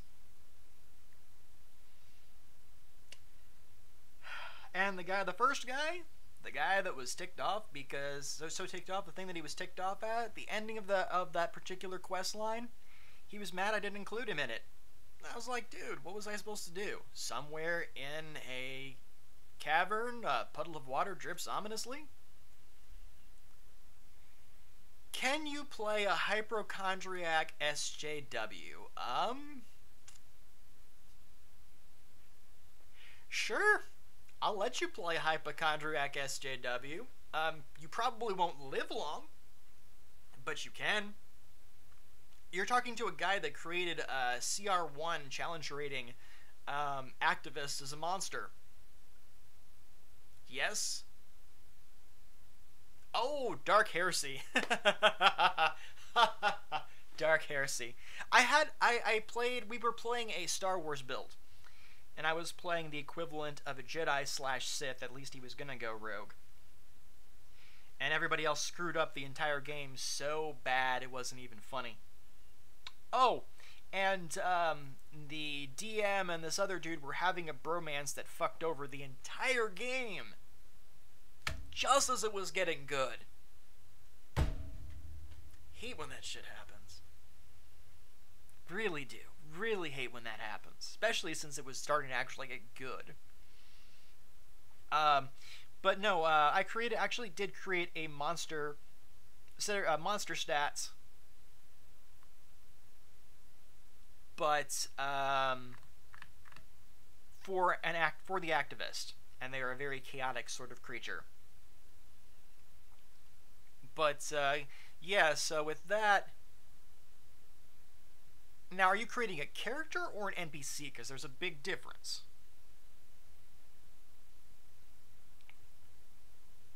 And honestly, I don't really care if you play male or female and stuff. Just as long as it's not identifies as. Because if you do that, you're going to get really pissed off when I turn around and claim that and say, fine, you're starting with it as a delusion. No identity politics in my games. And as few politics as possible, unless they are somehow attributed to the game itself. So, if your character identifies as, I'm sure it'll piss off somebody, but that will be considered within the game world as a delusion. Otherwise, oh no, I just have to throw that one out there because you know there's always going to be one. But what about this? Alright, but it's a delusion. What do you mean it's the delusion? Are you saying something? Nope, I'm saying in game, this is how this flies. This is what the game this game world is about, and that is it. It is that simple. But all that aside, if you want to play if you're a female and you want to play a male, cool, awesome. If you're a male and you want to play a female, cool, awesome. If you want your character to be gay or straight or bisexual, awesome. Do not expect me to put out a romance scene, because that's not going to happen. Sorry. I can't even write romance. I can write that people are engaged in this or that, but as far as if you want the nitty-gritty, go rent a porno. Because it won't be me. What if it's not politics? Well, cool. Awesome. But if he's a hypochondriac, if he or she is a hypochondriac SJW, yeah, that's perfectly fine. I would be very careful about how they interact with certain people. But it would not interfere with your ability to play. A hypochondriac SJW named Ominous Puddle. Yes, that's true. What was it? You technically would be robotic, but that would be the machine priests, the tech priests. That's right. I know what you're talking about. But yeah, you could, I would allow it. You want to be a hypochondriac SJW that's called Ominous Puddle? Sure. Okay. I'll work with that.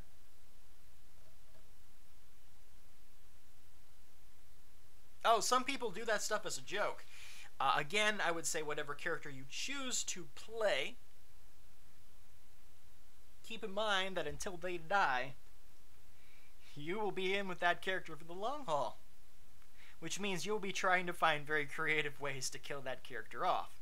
And the reason that I say that is, The universe, especially the gaming universe, always appreciates a good joke. So just watch. Without me doing anything, the universe will be doing its darndest to keep that character alive just because it would drive you crazy. Ouch. The species goo thing from Orville. I'm not familiar with that one, so I would have to look it up. I had someone that wanted to be a Moogle. I made stats up for it. I have a race of greys, the tall ones, called Xenu. Actually, those are the Zenert Xenu. And then there's the other little Xenu. And if you see the little ones, you should run because they're vicious little cold obnoxious bastards. Whereas the tall ones that you'll run into in some cities, especially Oldstrom, they're actually much friendlier. Kind of playful, kind of childlike. If you want psychic abilities, hey, that's awesome. If you want more of a character that's based on like Jedi or Sith, I would recommend taking the Kineticist class because they have abilities that, depending on the choices you make, can actually be like force abilities. Oh, the gaming gods, when they've made their say known, it is out of even the dungeon master's hands. They say God does not play games with dice. Apparently he made an exception for Pathfinder, and he has a more curious sense of humor than I do. And I have played the damn games to prove it. Like the slime that ignored everybody else, so I could go after these piranha that were in a nearby pool. Changing the roles. Changing the roles, still did it. Announcing them, not announcing them, still did it. Well over 25 rolls later, it still kept going. To the point where everybody watching this in chat is laughing their ass off. And then finally we're like, okay, it's clear, this thing wants seafood. And so we kept rolling to attack the fish until it finally ate them. And then it went after everybody else. Why? The gaming world had spoken. The gaming world actually overruled the dungeon master. So I am not the highest power in there. Because something controls the dice rolls. And it decided that a slime wanted Long John Silver's. It also decided that after constantly bringing back a dude any number of times, that it had brought them back definitely enough, and that enough was enough. So it had to finish them off spectacularly.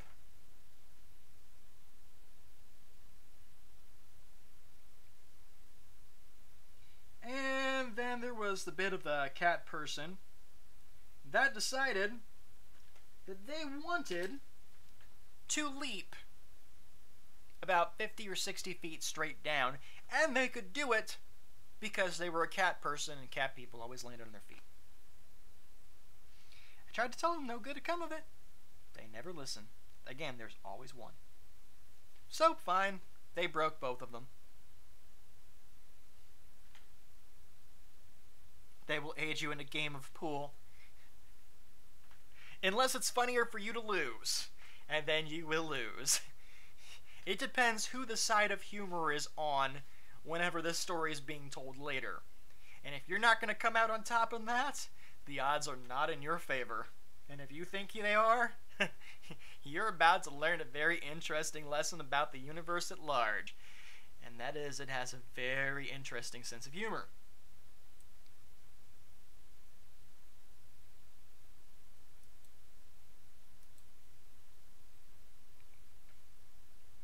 Let's see.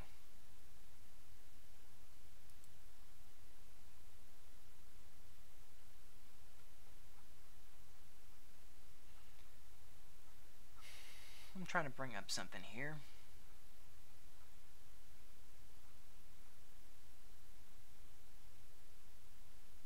Ah, there we go. Only for a certain number of stories. No. See, here's the thing. Her argument was, cat people land on their feet. Alright.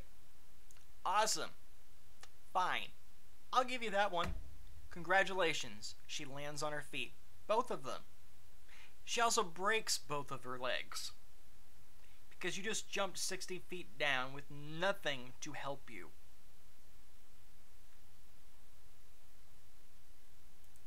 So, she got her wish. She landed on both legs. Nothing to break her fall. Nothing to slow her fall down. So she got what she wanted, and the game got what it wanted.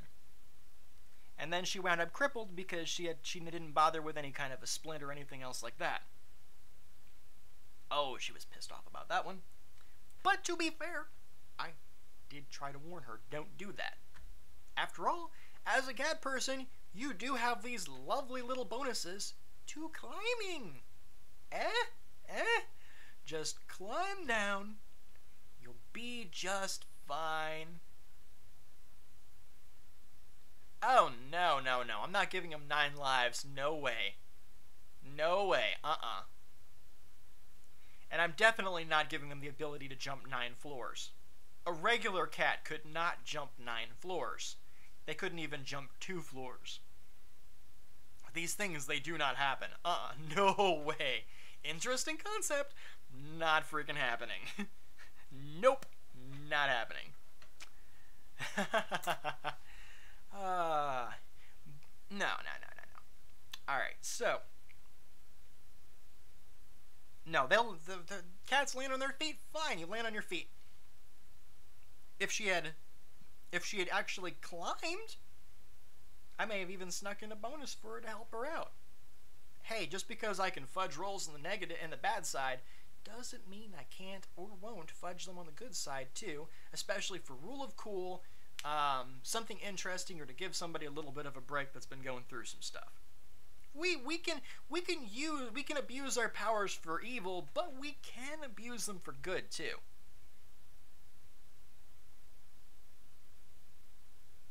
Oh no, see, if I was going to do that,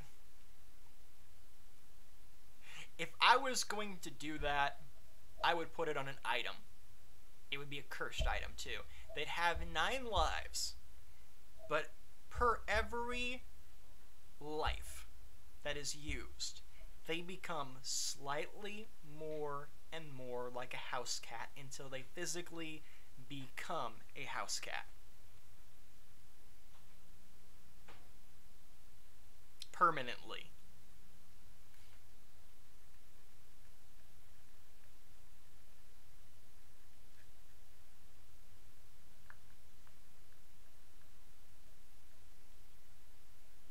That's what you would call a cursed item. Yeah, you literally start shrinking and becoming a cat. Yes, exactly. And at last, you are a house cat. You get exactly what I'm talking about. That's what I would do. It would be a cursed item. And they would have 9 lives, but each time, and they would actually think it would be a good thing because it might give them like a bonus to acrobatics and climb, I would say. We'll say even a +4. And they'll think, oh man, this is great. I have that and extra lives? Cool. I'm in the money. I'm in the money. And they would think that would be awesome because that's the rule of cursed items. At least interesting ones. You want it to be something where they don't want to get rid of it. You're like, oh no, I can offset the cost and then they die. Okay, I'm a little bit more like a cat. That's not so bad. Okay, you are now a head shorter. Okay, well that's a problem, but I can work with it. And they start justifying why they're keeping this item. And then finally, by the time they've hit that point, well, they're now a house cat.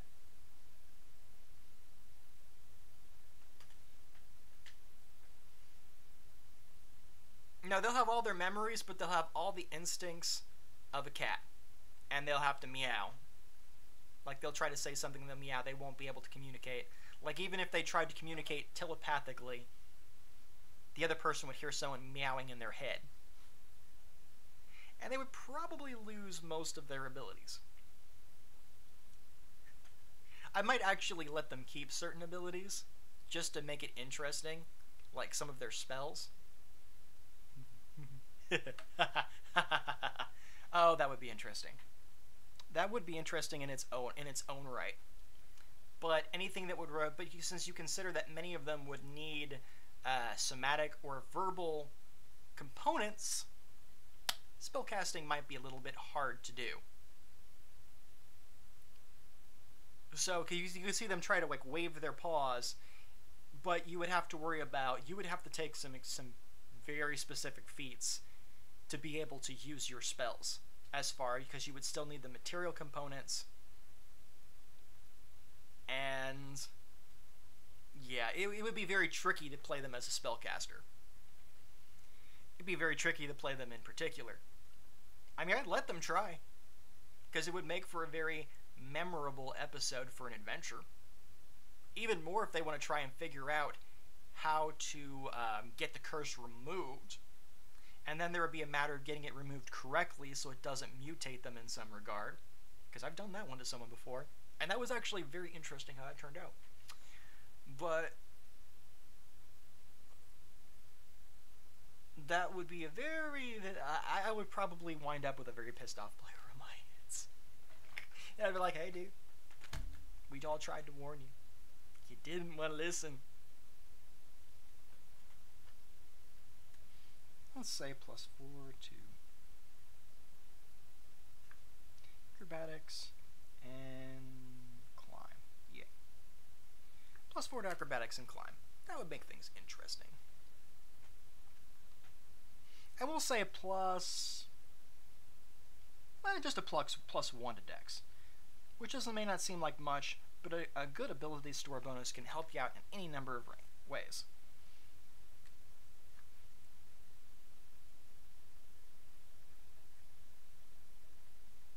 And I know abouts where I would pull that at. I actually know exactly where in a campaign. Kashyyyk has wares. Ha! There are cat people in Pathfinder.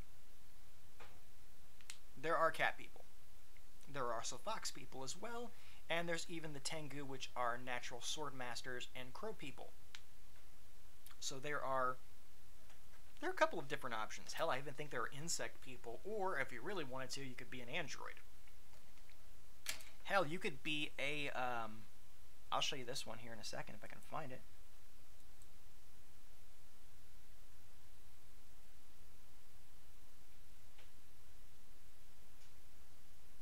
Really?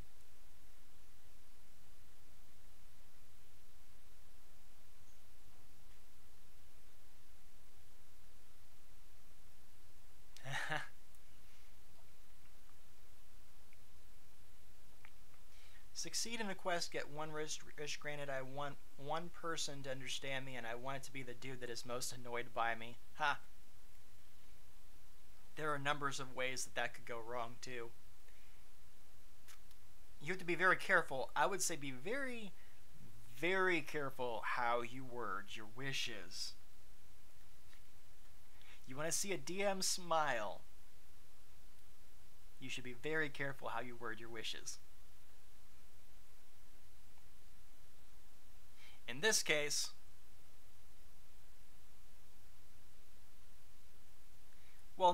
basically, they may be able to understand you, but you didn't mention how they can understand you.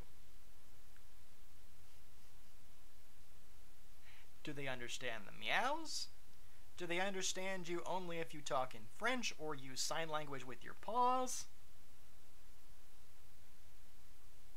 So they may understand the cat, but it's a matter of how they understand the cat. How does the cat communicate that they will understand?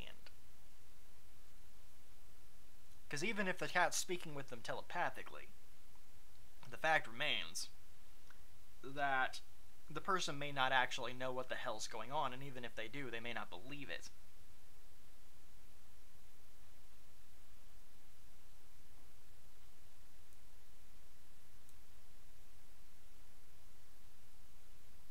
Scarab Swarm. Oh, here we go. Almost there. I was looking through stuff, and for those of you... Oh, those are robots.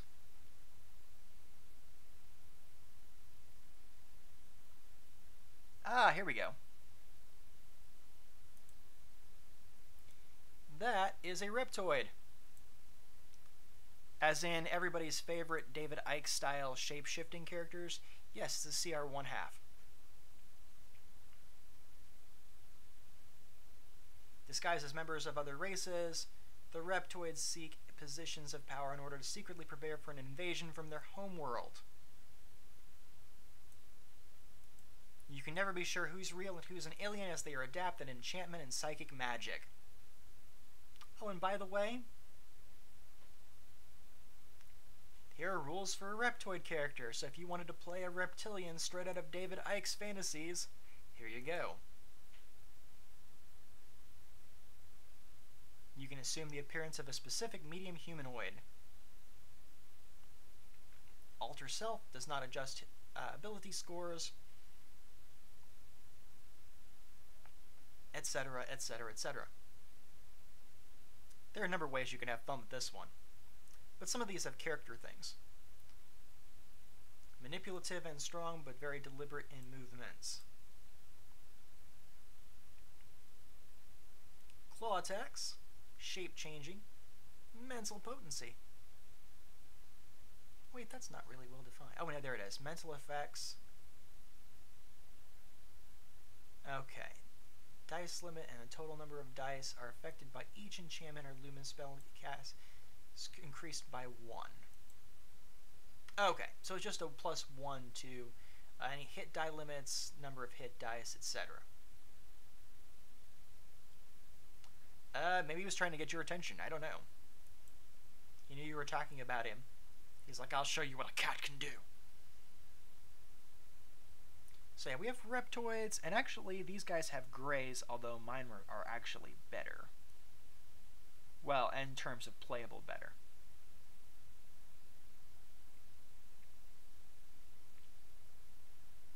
That's level 8, you won't see that one for a while. A plagued beast. A plagued horse, actually. A plague swarm of bats.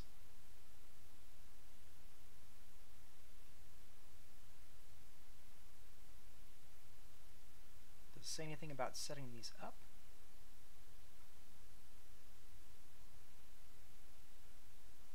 It's a rat plague. That's a locust plague. Probably something like a bat. Ew, no. Yeah, stuff like this actually offers a lot of fun. This is just from Bestiary. I want to say Bestiary 5. Yeah, it's Bestiary 5.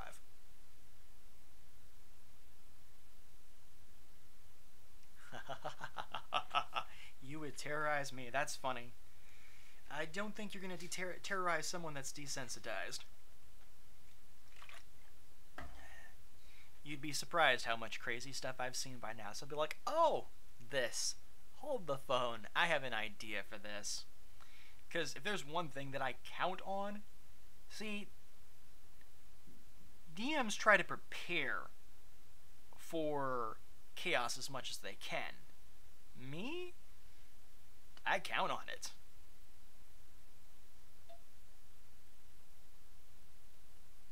Oh, here you go. If you want to play like something from Planet of the Apes. The Orang Pendax. 3 to 5 feet tall. They're small in size. I'm going to save that. Because I'm always coming back to that. I've created a lot of small creatures. And I'm always having a freaking fun time with that.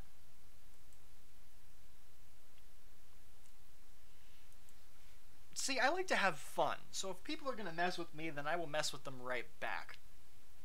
I was talking to, what was it, Rogue the one time, because she was mentioning something about a voodoo doll, and I was saying something about, like, you would be, like, going along a road, and you'd see, like, a frog sitting on top of a wooden stump, and it would just be, like, kind of chewing, like, gnawing on top of a, it would be, like, gnawing with its mouth, kind of like,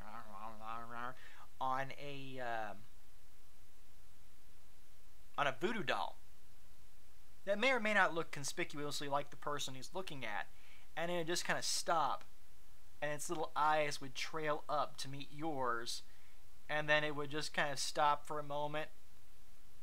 It kind of smirk and wink, and then it goes back to like gnawing on like the voodoo doll.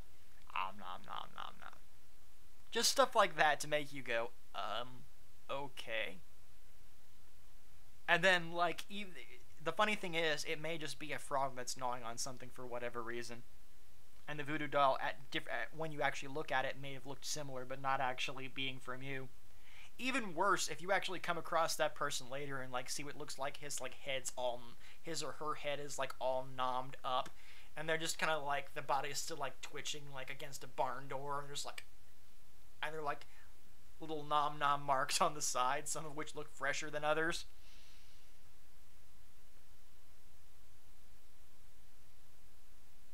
Just stuff like that. But if you wanted to play something at a Planet of the Apes, there you go. Tear apart? What is tear apart? They have powerful upper bodies. Oh, +2 racial bonus and strength chance to break or burst an object. Okay. That's nice. These are different creatures from the bestiary. Have you ever seen the little GIF figure, the animated GIF where it's like, where the guy's like poking the frog and then it just goes amo, something like that, where it's just kind of like nomming on the finger.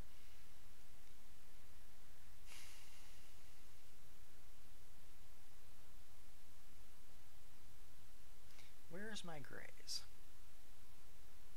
Oh, mutants and deformities.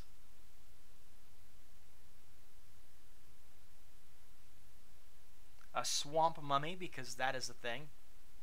If you know, look, Elvin, if you know Dungeons & Dragons, then you know a little bit about Pathfinder. It's only a little bit different, but it's not hard to learn. It really isn't. It's actually easier to learn than regular Dungeons & Dragons, I would say. Oh, there you go. Moondogs. Straight out of H.P. Lovecraft.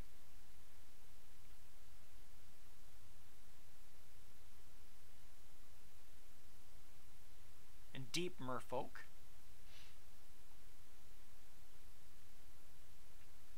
Megafauna.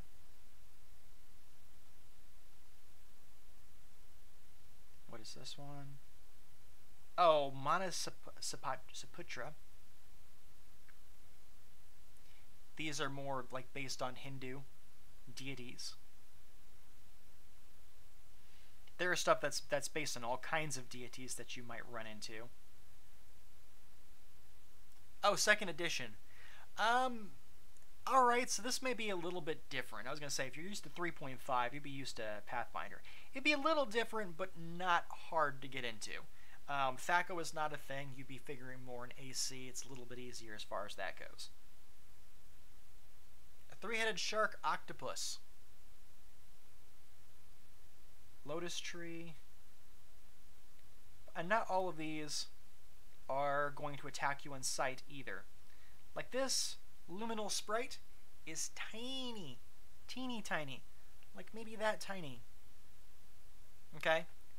And chaotic neutral. So she's not likely to attack you on sight. Oh! A lotus leshy. 5. A neutral small plant, so you might run into them, but they might actually help you out depending on your diplomacy. Or a flytrap, which is neutral, so it might not try to eat you unless it's hungry.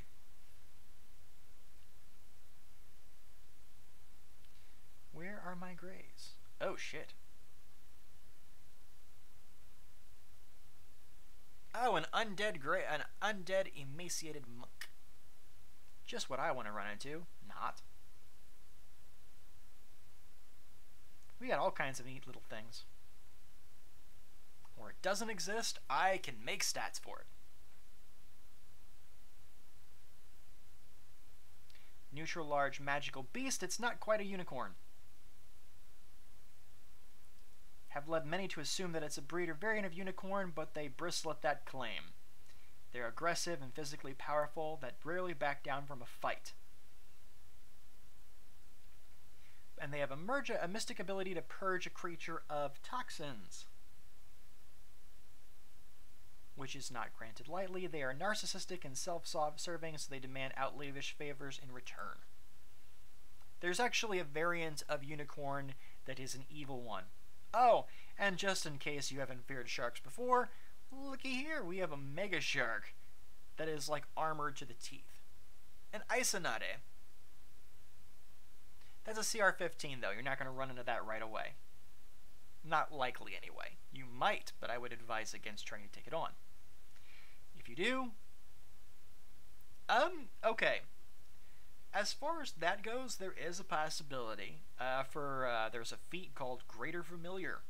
You might actually be able to get a familiar as a hellhound. Considering what you might have to sacrifice to get that familiar, well, you might want to consider other options depending on how you want to play your character. If you want to play an evil character, I will even let you do it. Guys, I'm not going to throw you under the bus for it either, just there are certain characters that will watch you like a hawk. Let's see. Oh, there you go. A feline humanoid, an Ovinx. A luck touch. So these are actually, they're tiny fae. They just look like cats. And they actually grant people either a +4 bonus or -4 penalty to the next 3 d20 rolls. True, familiars, depending on how you use them, could be useful for all sorts of things. They also give you little bonuses and stuff. Actually,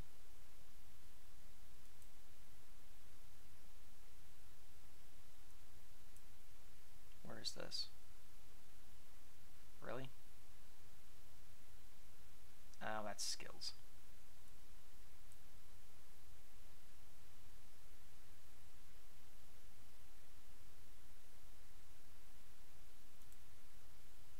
That's Ranger. Alright, so I want Sorcerer, because that'll give me... That's Rogues. And they have Trap Finding, Trap Sense, Advanced Talents. Your usual rogue gets all sorts of little tricks. Rogue talents, in some cases dirty tricks. Sorcerers, which get bloodlines. And where's familiars?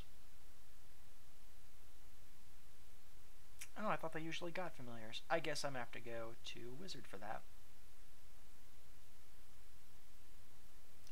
You might go with an animal companion then over a familiar, because familiar is for some certain spellcasting classes. An animal companion is likely to get you one that will aid you in battle. Be more battle handy.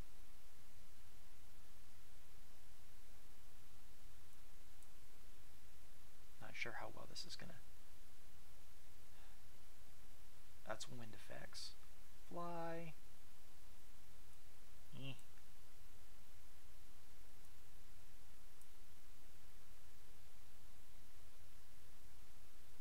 Really?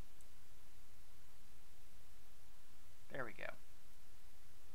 Arcane, Bond, where's familiars?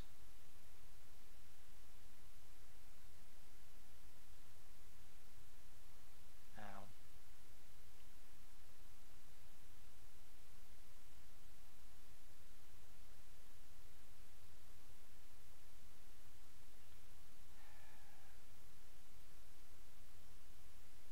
Well then, where did it go? Arcane Bond, Arcane... Really? I was going to show you the familiars, but... Ah, wait, here it is. Here's familiars. Okay.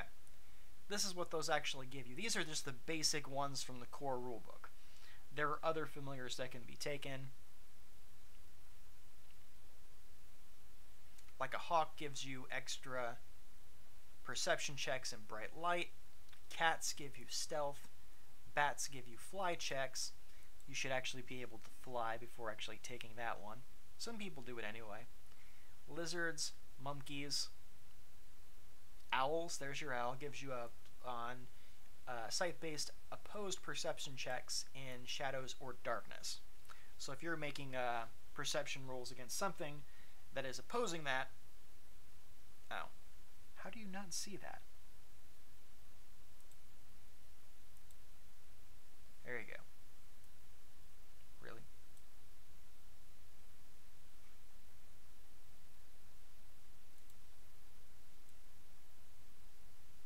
There you go.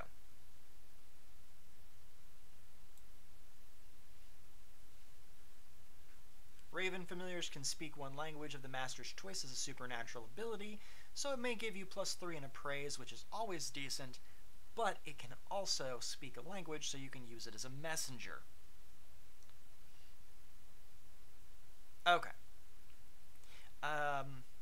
Rats are good because they give you a +2 bonus on fort saves. Those are actually really good, so Ron Weasley, Ron Weasley would have lucked out.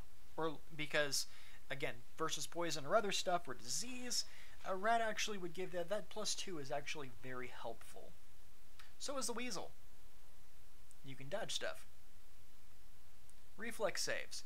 Fort and reflex saves are harder to get bonuses on unless you're going for certain items. The toad's decent for 3 hit points, but you could always use a feat for that if you really wanted to. If you like to do a lot of bluffing, you're convincing people of things that aren't. Do I do were creatures? Possibly. Not right away.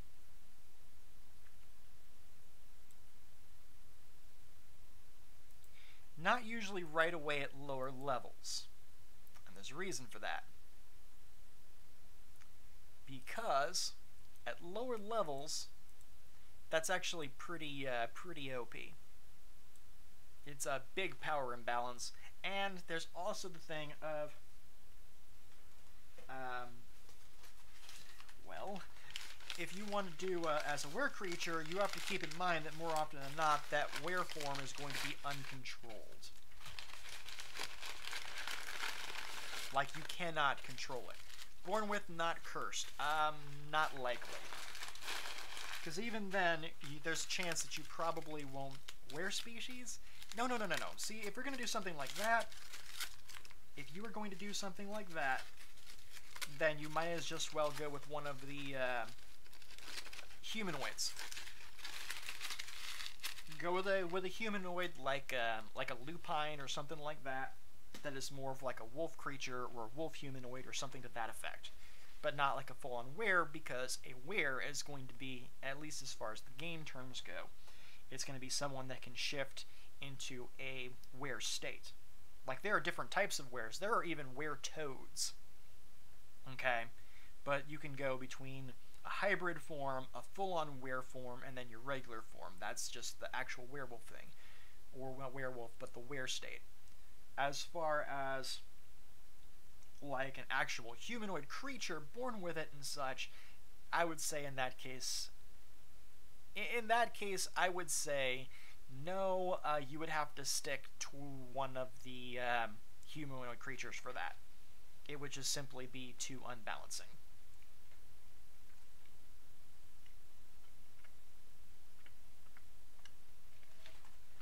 I hate to be a stick in the mud, but gotta make sure that everybody else can have some fun too. Plus, then you have the other people that are going to want to get in on the action, and so you'll be finding, oh, hey, you accidentally bit me. Things get out of hand really quickly. So I'd have to ixnay on that one.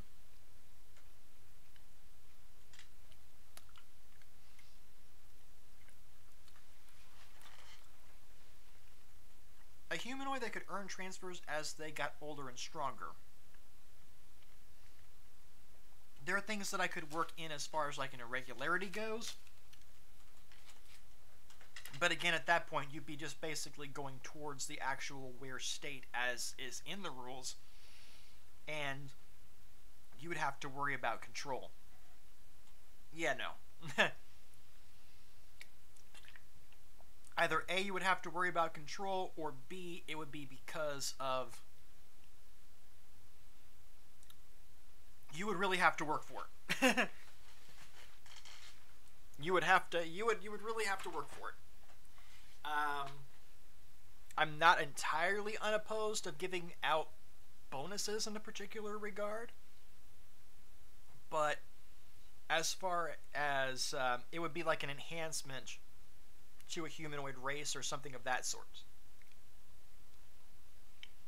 But if you're going to tell me that you're like a werewolf type, for instance, from a tribe that turns into werewolves and so on, there are going to be penalties and stuff associated with it, and you might be able to work them off over time.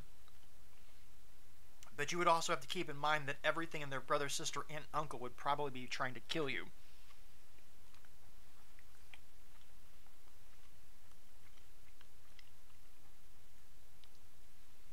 And the first time they see you change, everybody would be like, everybody backs off like 50 feet. There's the pro aspect, but there's also the con aspect that comes along with it. So that there's a little bit of balance. Nothing too bone crushing. And I have no problem working stuff out.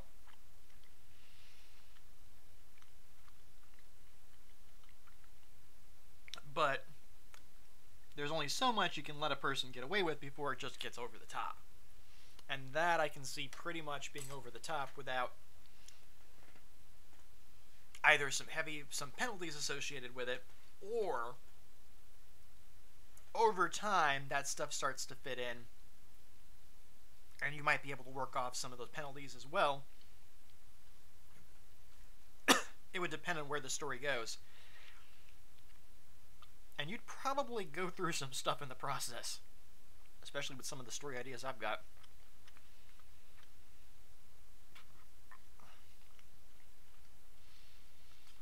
The alternate route with that is, since I have an idea for like irregularities and such which are different outside of the normal rules, I could work in certain things that over time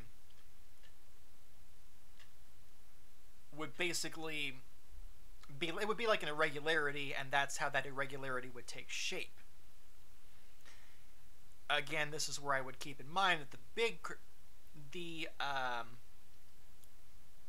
well, this is over time, where the irregularity more and more takes shape. But again, there would, especially starting out, there would be some control issues. And it wouldn't really be a curse, it would just be a matter of whether you could control it. You wouldn't be able to, like, spread infection via bite, either. Problem is, the people around you may not know that. The society that you're in may not know that. And once it comes out that you're an irregular, oh, hey, it's cool because I'm irregular. Oh, well, in the entire society as they know it has different stigmas depending on where you are at. So if it comes out that you're an irregular, needless to say, think of it like Star Wars during the rise of the Empire and it coming out that you're a Jedi. Not a good thing to have out in the public, because every sudden everybody's staring at you, the bounty hunters are coming out, and it could be really ugly for you. So, again, it's not really a negative in terms of stats. However, in terms of social stigma, there is a penalty. That sort of thing. Not every penalty has to be basically set in stats.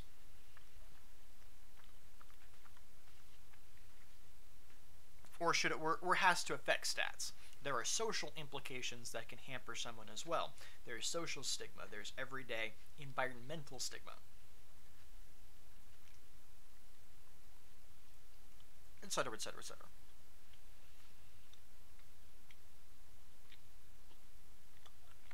Oh yeah, no.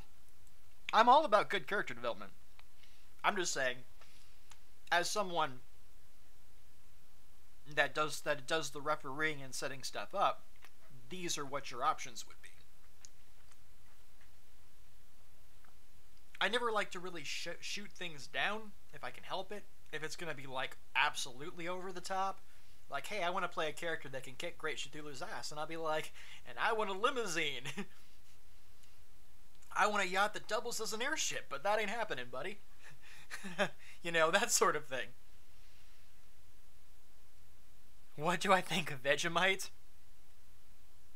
I have no opinion on Vegemite. I guess it's like Marmite. Either you like it or you don't. Also, welcome back.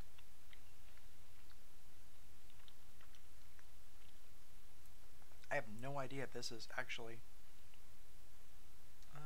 viewer count.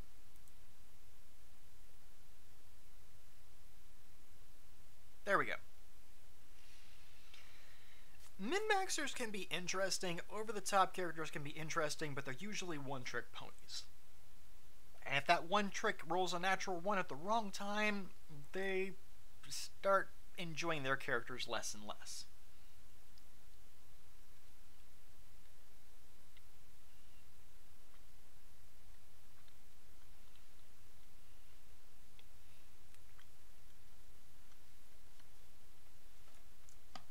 I do like something... Well, average stats are fine. High stats in the right places are good because it gives you the ability to do stuff. But a well-thought-out character is great.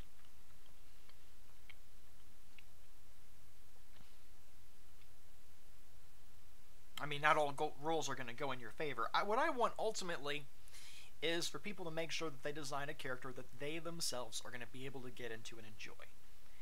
Could you see yourself playing this character for months? Do you think that would be fun? Or do you think after the first couple of sessions that it's probably going to get old really quickly? You know, if it comes out in the second, then we can probably discuss a few things and see what kind of character you might like. That's the whole process of, you know, character designing and such.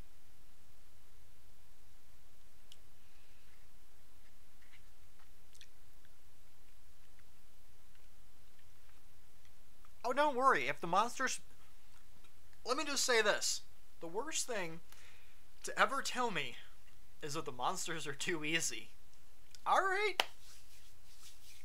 You said they're too easy. Alright.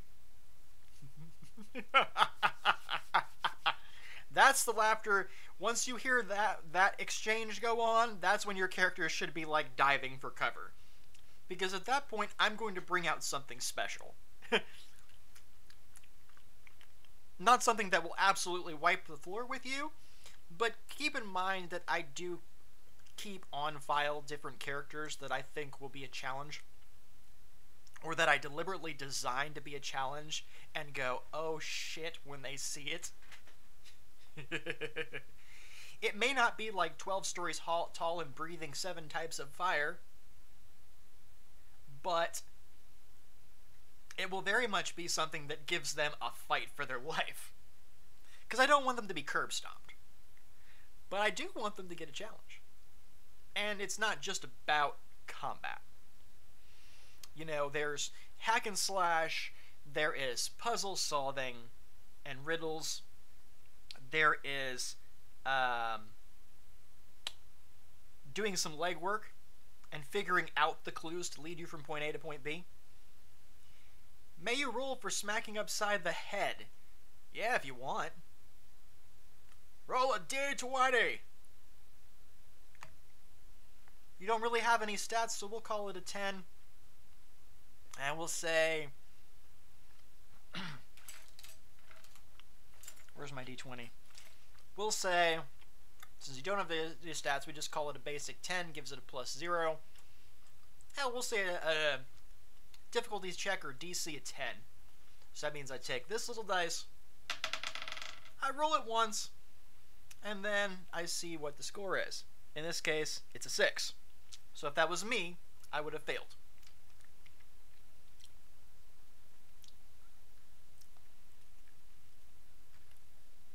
And like that, I just did a difficulty check. That's simple.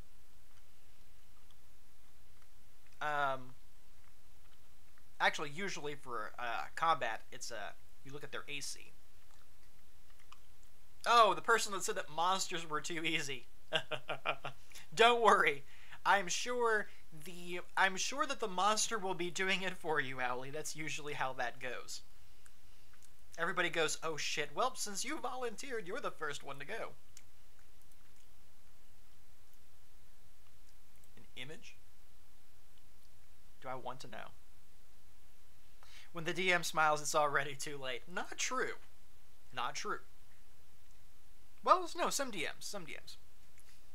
Because I smile an awful lot in my games. Sometimes because I'm enjoying it, sometimes because I absolutely enjoy what is about to happen next. But as far as that goes,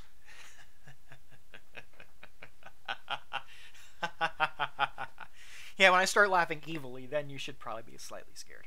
But even then, like with my traps, puzzles, etc., there is usually, I try to throw people a bone. There's usually an out, there's usually something that will clue you in as to what's going on. I don't expect everybody to be rocket scientists, and you're not going to like have to figure out trigonometry on the fly.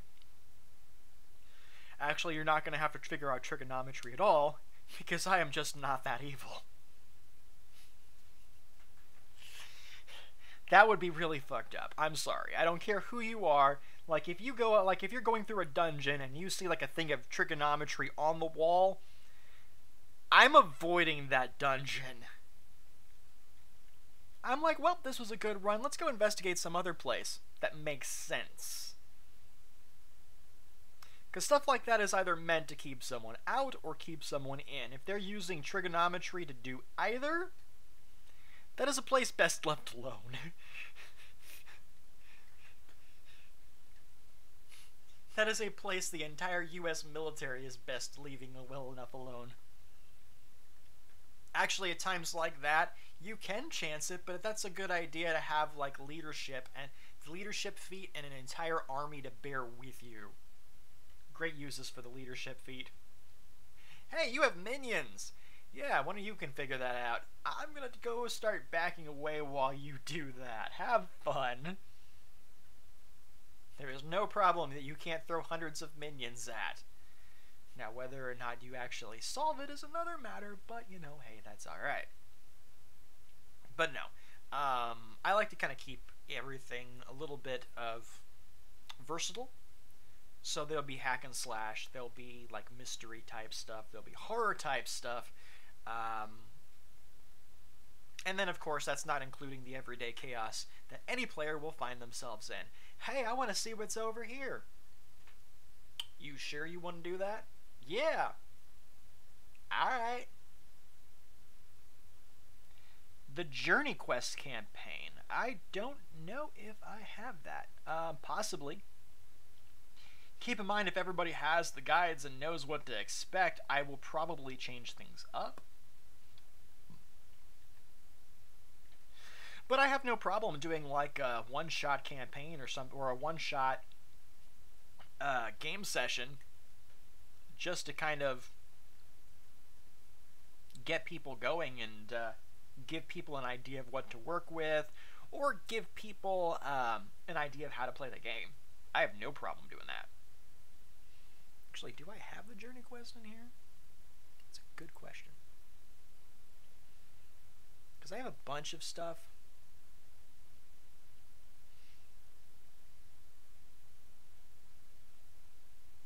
I have stuff that's based on Lovecraft.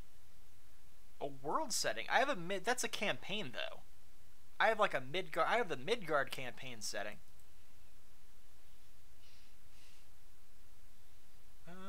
Let's see. Society.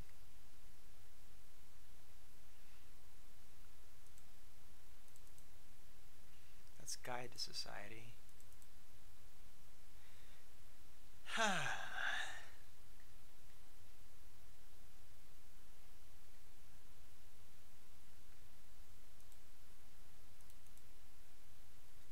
I have different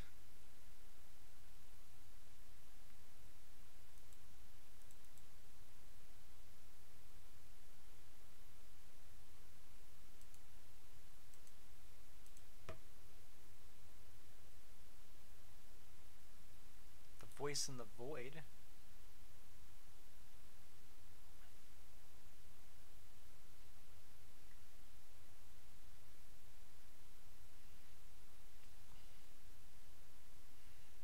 Yeah, I have stuff that's like CR2, okay.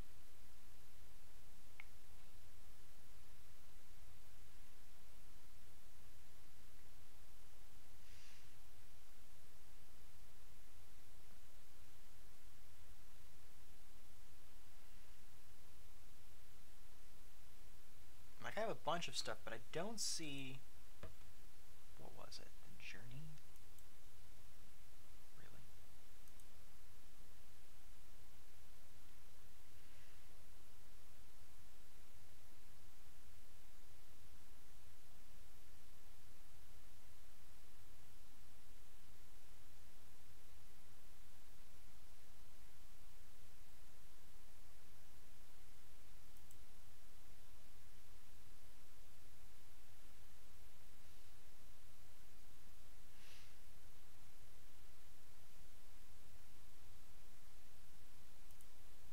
Yeah, I don't see the...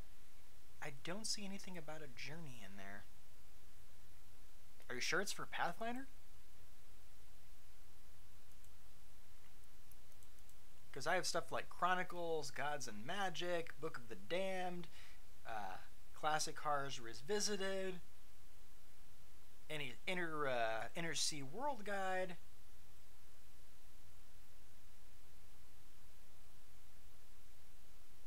The World Womb, Demons Revisited. I've got a bunch of different stuff in here. Journey Quest. Okay. I don't see that, though.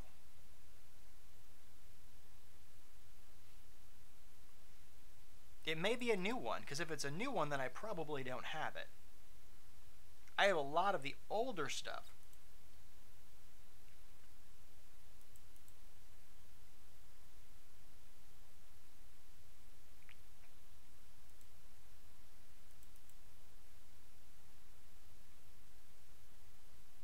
That's maps and map packs. Societies.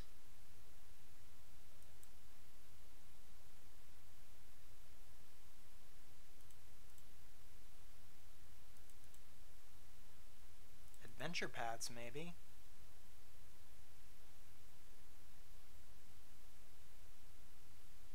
I see a lot of adventure paths, but I don't see like Rise of the Rune Lords.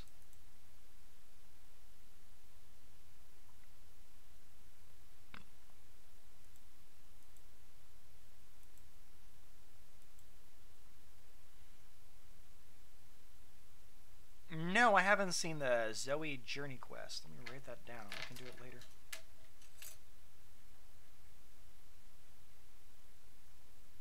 Unless it's what I'm thinking of. There was something that someone had sent me about, like, what was it?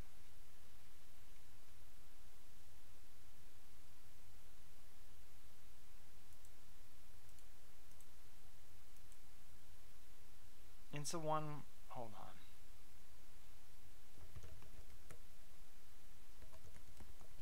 This is the one that I think that you may have sent me ages ago. Okay, yes it was. Okay. Journey Quest. So it wasn't for Pathfinder. You were it was that movie, that series of like YouTube flips and something and such that you had sent me a while back.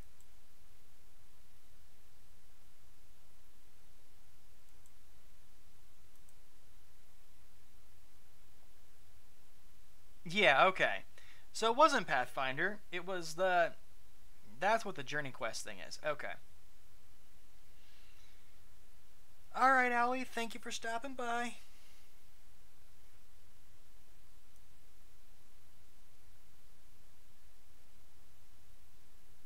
Let's see here.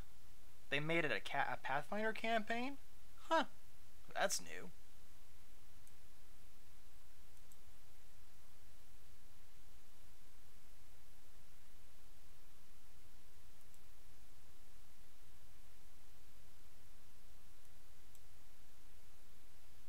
Yeah, no kidding. it would be a nice little welcome change, I think.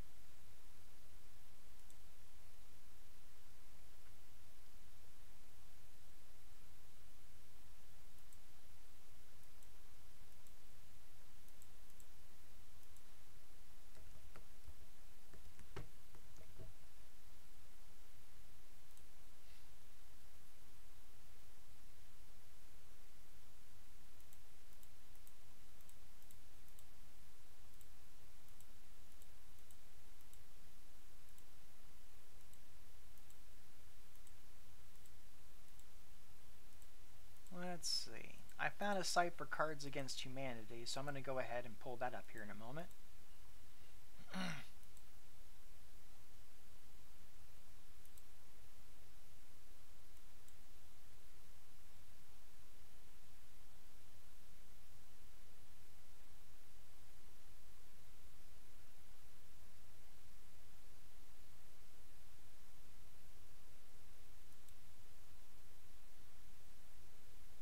Oh.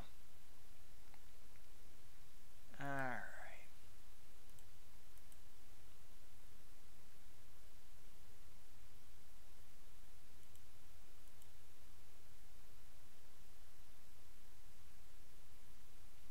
So, I think I'd like to try something here. Let me go ahead.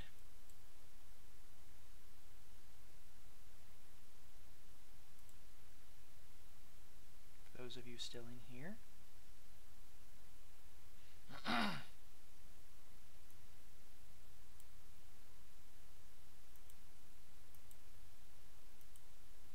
There.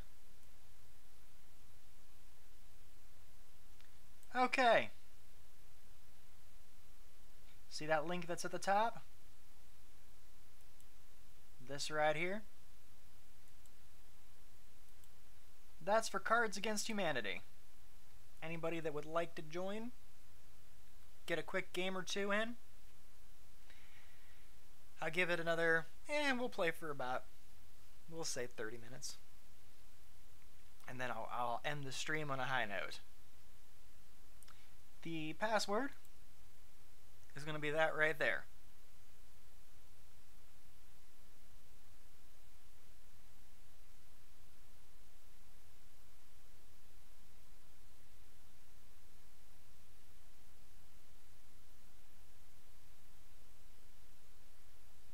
Look at the very top. It's right here. See that right there?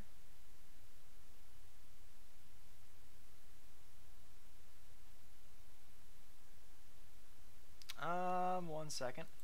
Yeah, I can put it in chat.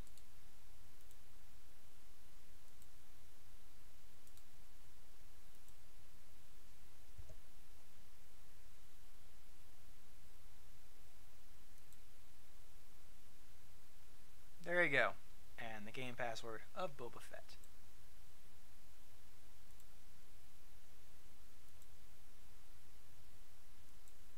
Okay, why did I do that? That was retarded.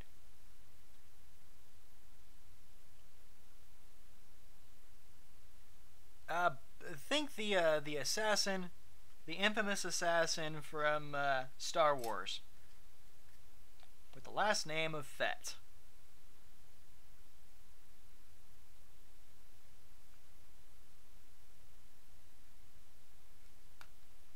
As in the bounty hunter. Excuse me.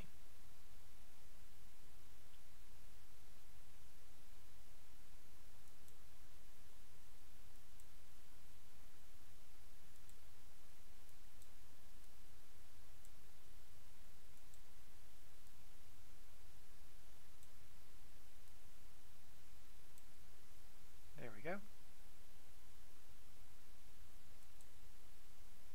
There you go. There's the password.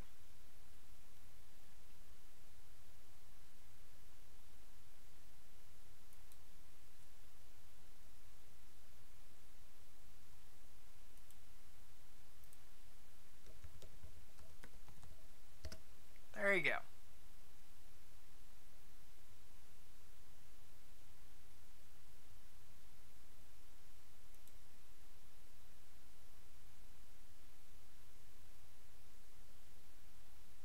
doesn't show you on the scoreboard either.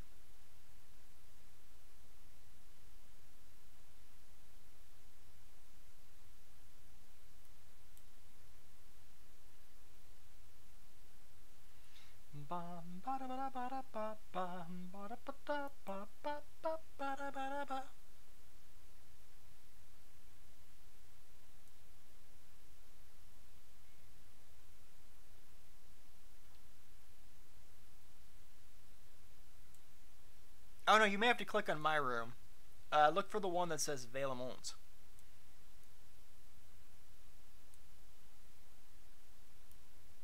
That one. Look for that.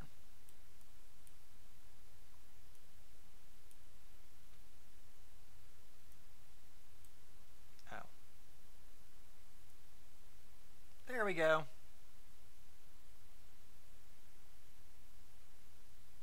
Alright, I have the feeling that that's going to be us.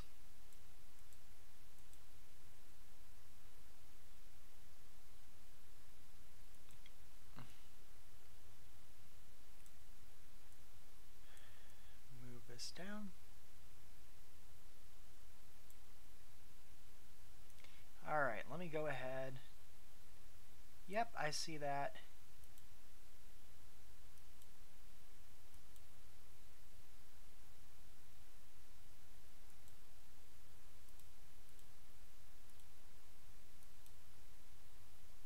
Why is it not letting me start now? Oh, there it is, at the top. Derp.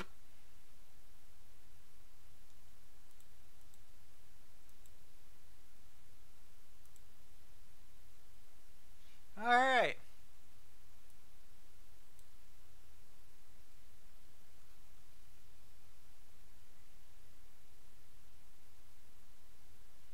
So here we go.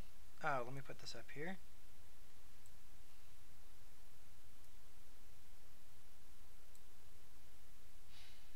I love...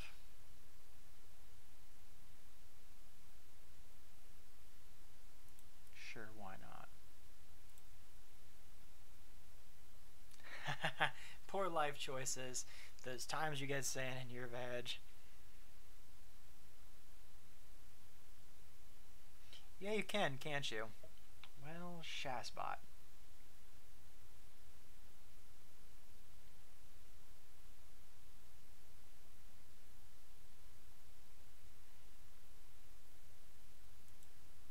Hold on, there may be a way around that.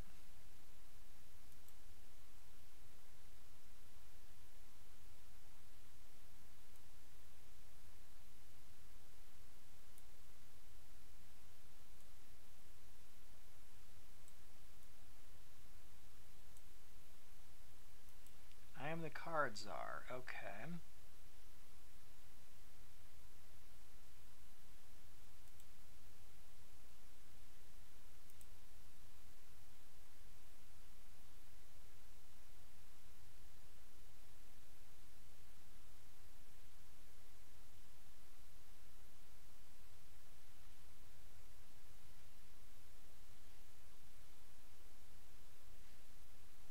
Two T's.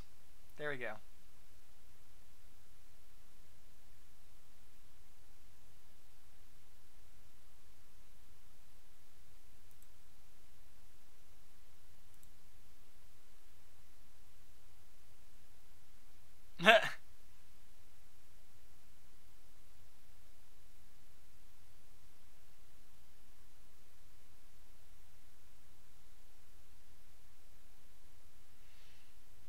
This will probably be more interesting when I got more players. I'll definitely have to do this earlier in the day. Ouch. Ow.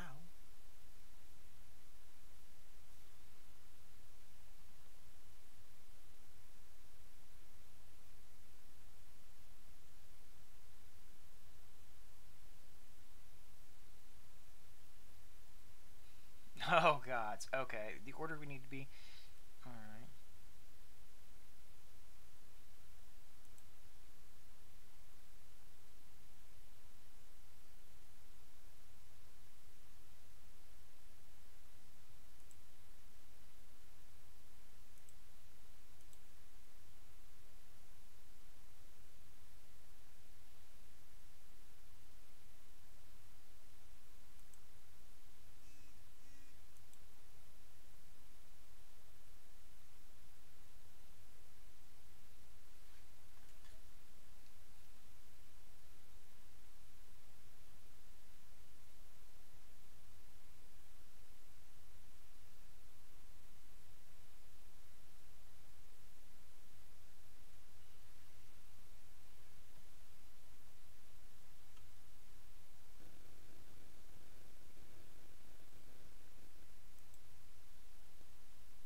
it may be, I may have to start a new round before that happens. Look for my name, the Valemont name.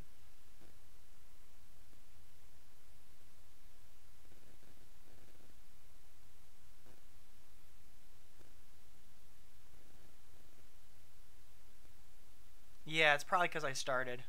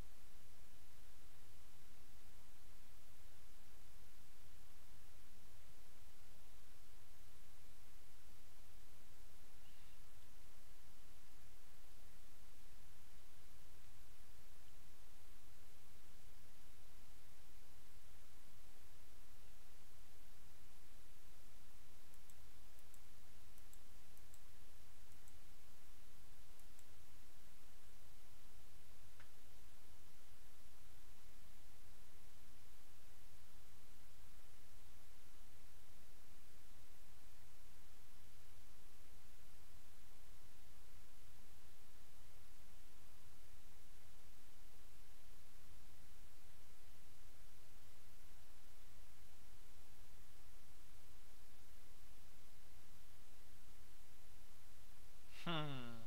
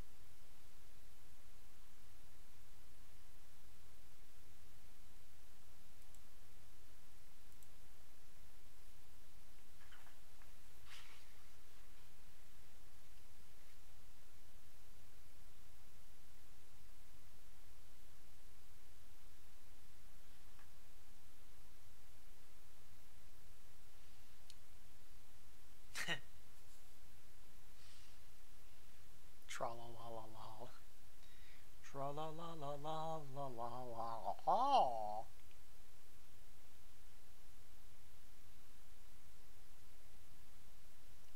God.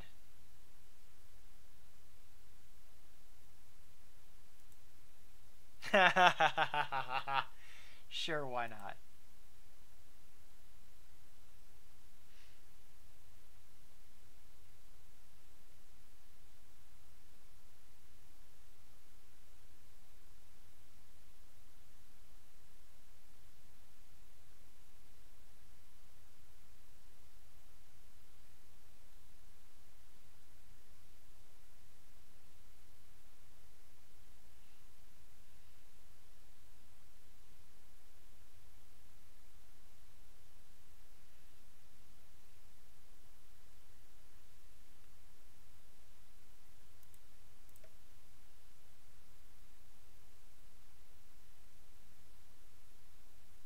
All the single ladies. Oh God. Okay. Um.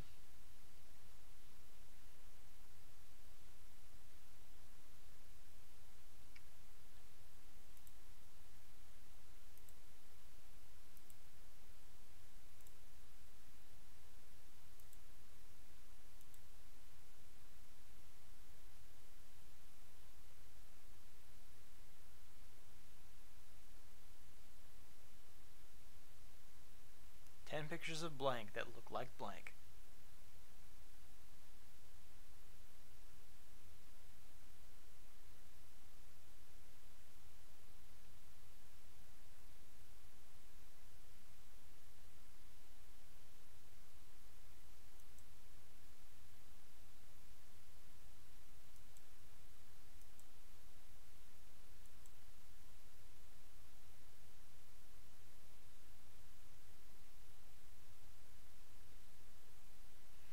this we are currently playing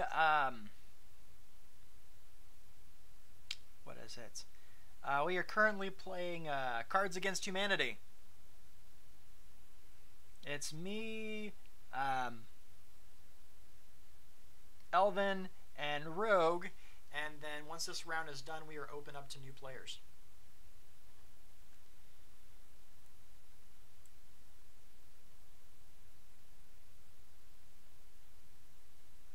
And of course, I've got some neat little stuff that's going on here.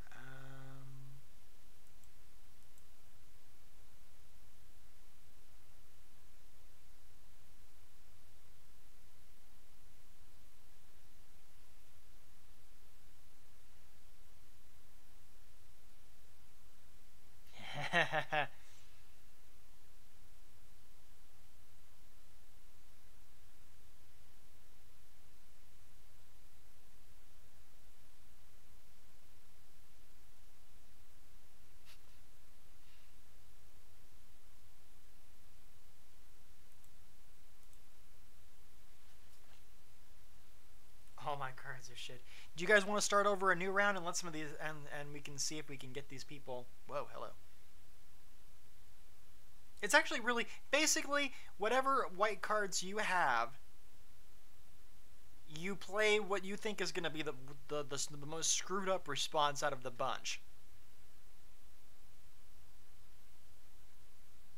Because right now, like, one person acts as the card czar that chooses, and the other two are doing various other things. So it's not so much of a challenge. More, I think the more people, the merrier when it comes to this. Ha. And I am the card czar, by the way, if that helps.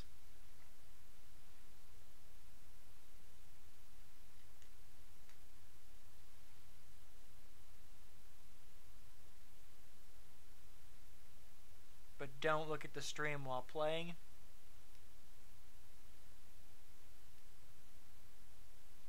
I need to, like, X out the there we go. There! Much easier. That just tells you who the card czar is. Now you don't know who's confirming what. It's much easier in the event that there are other people in there. There we go. So you want this, and the password is going to be Boba Fett. One word, no spaces. You should be able to. Just there's the links at the top here. Or look for the game name, The Element.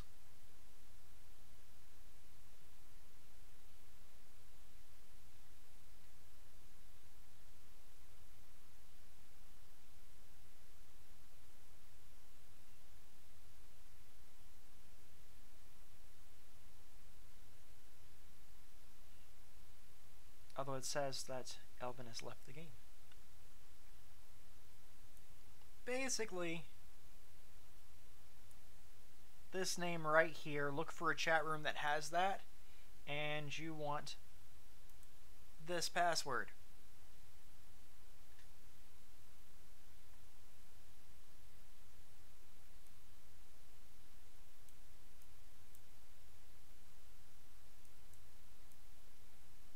Oh wait, I'm going over here.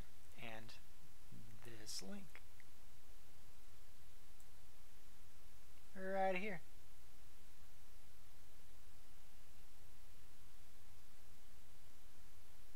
Yeah, I saw that it kicked you.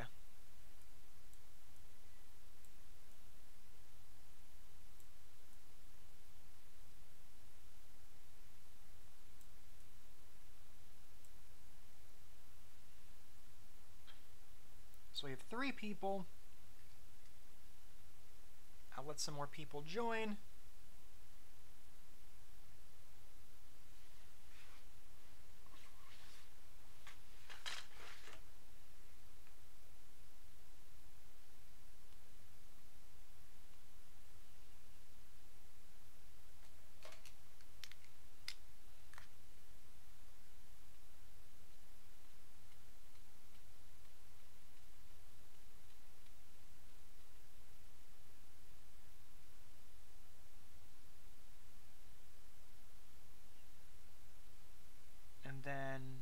because it's only us three right now.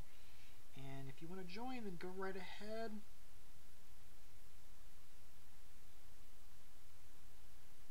I probably should have done this earlier when we had more people. But that's okay. Lessons learned, right?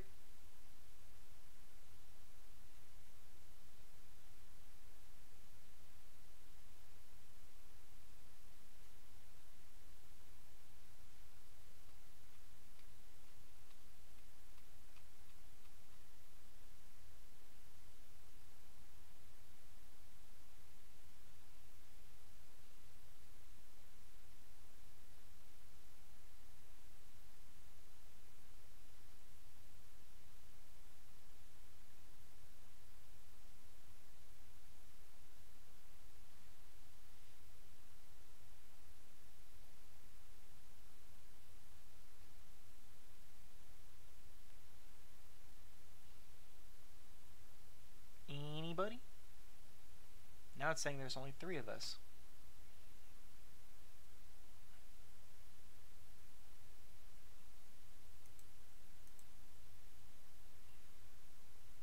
Yeah. I will plunk that back down just so we can see the animation of that going into the can. Whee! That was actually so cool. I'm going to do it a second time.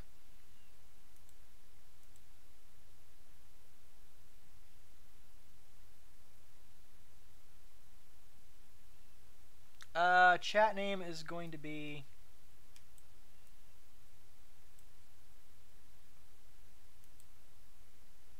this right here.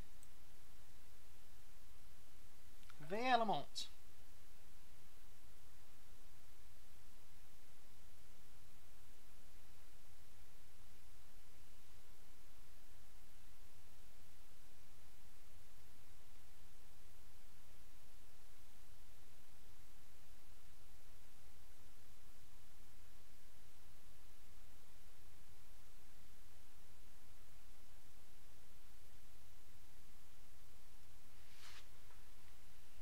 Let's see if I can... Oh, did somebody join? Nope, nobody joined.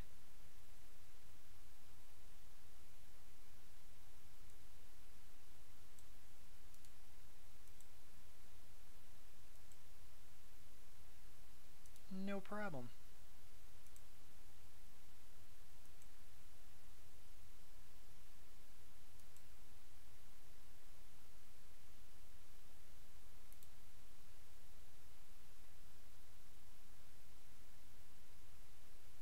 Yeah, it just took me back into there. Okay.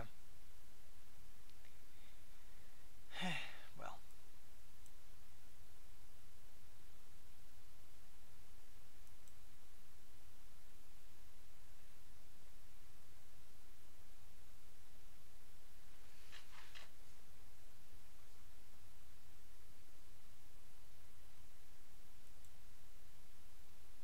Oh, welcome back, Wicket. Great time to join because we're about to do Cards Against Humanity. I'm gonna copy this in chat.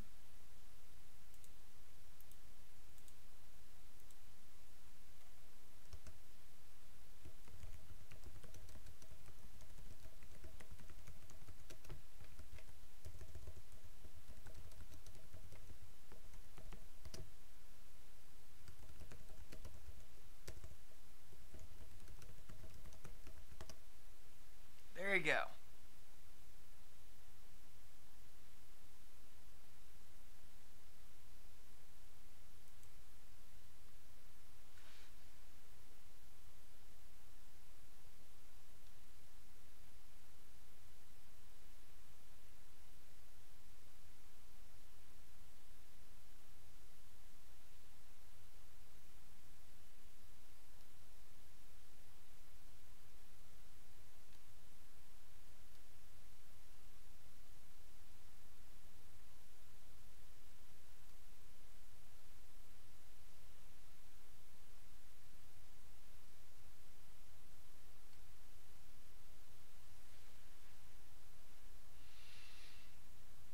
We are looking for people to join the game.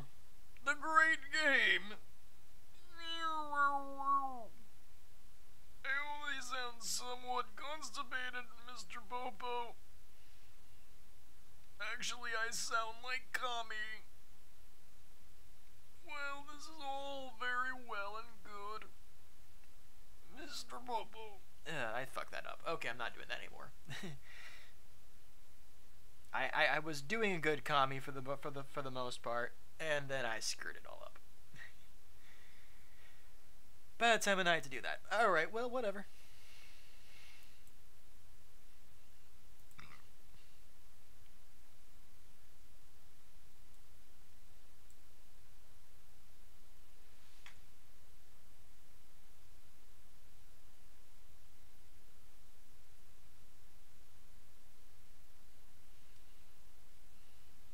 I may have just picked a bad time of night to do Cards Against Humanity.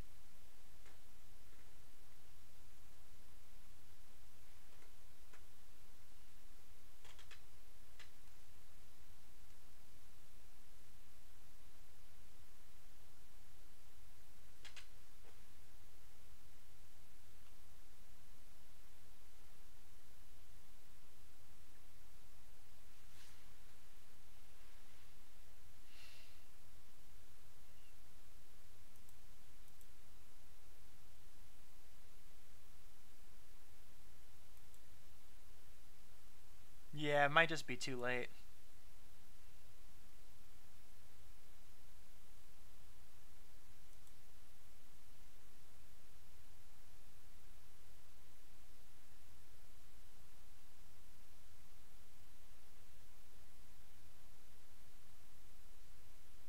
Yep, alright. I get that. That's okay. These things happen. Besides, I was only going to give it a little bit longer before we went to bed anyway. Alright, well, no worries. We actually steered clear of a lot of the drama, so that's alright. I appreciate it. I was actually going to give it a couple of games and then call it a night since it's almost headed to 1. But, I'll just pick it up tomorrow. I'll do another stream sometime earlier in the afternoon, and then we'll give that a shot. Alright? So we'll go with that.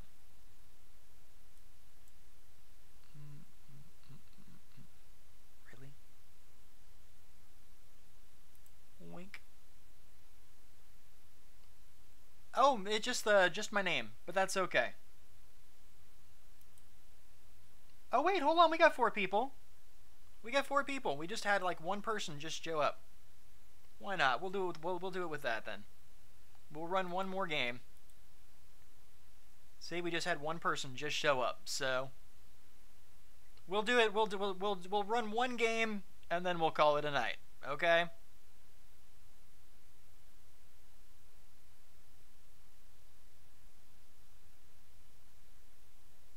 Yeah, no kidding.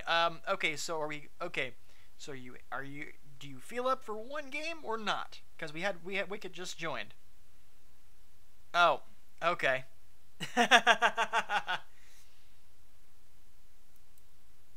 This says you're still on. Oh, hello. Hello, Jedi Fawn. Want to play some Cards Against Humanity? Get in while the getting is good.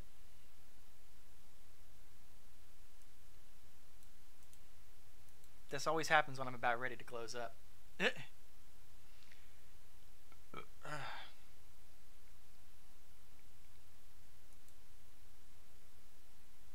If you want to play Cards Against Humanity,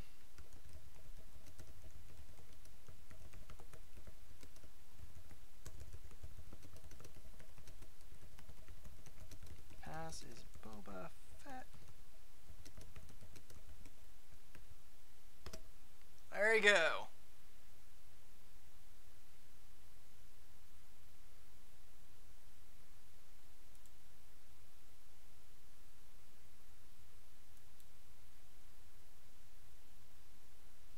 I'll give it a little bit to see who else wants to play, because we'll need at least, I would say, 4 or 5.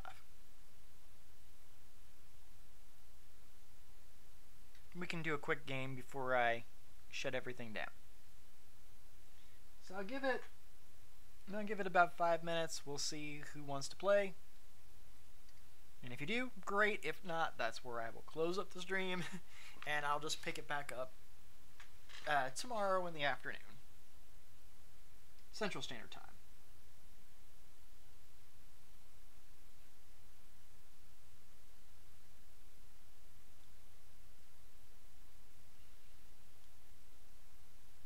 Oh, just gotta run to stop to say hi. Okay. Well, mittens.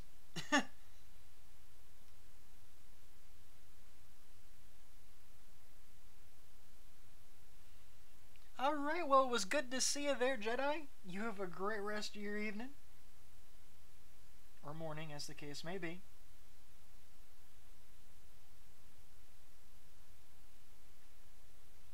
I mean, we can try one more game with just the three of us. It's a little different.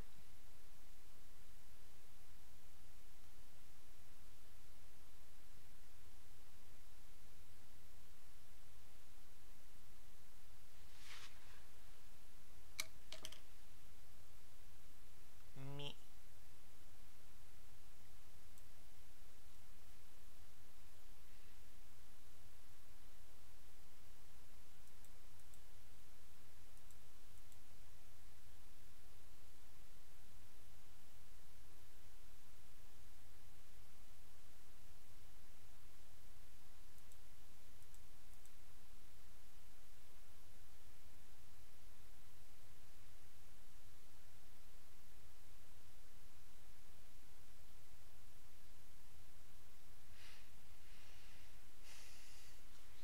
Alright, well, I'll give it one game between the three of us. It may not be the Ritz, really, but we can at least have one good game. Now remember, the goal in this case is going to be offensive.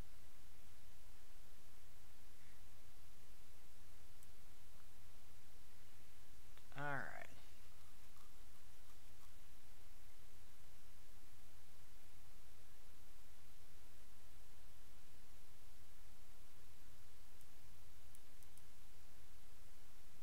There we go.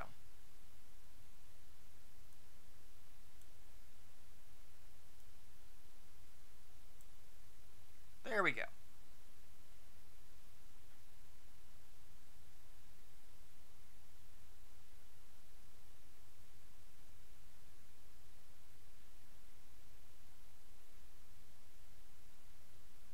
Ha.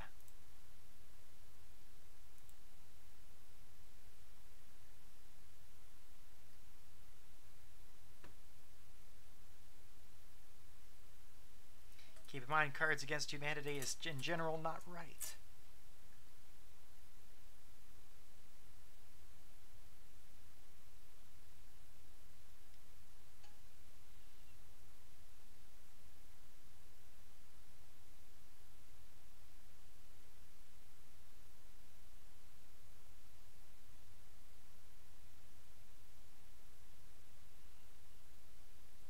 Oh. Oh, I won that one. Cool. Now I'm the card czar, and, well, y'all get to pick. Oh, wow. This is a black, full-on black card. Blank plus blank equals blank. This ought to be good.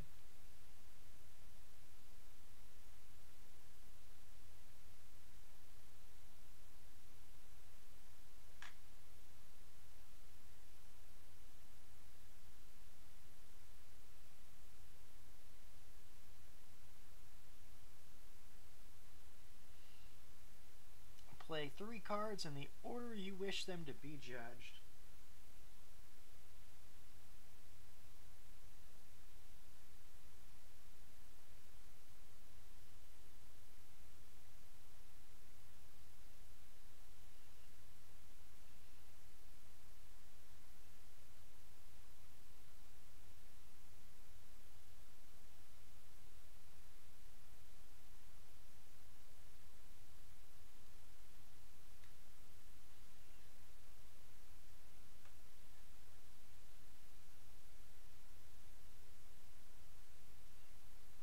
So choose whatever 3 cards in order you think is going to be the craziest, silliest, goofiest, or possibly most offensive.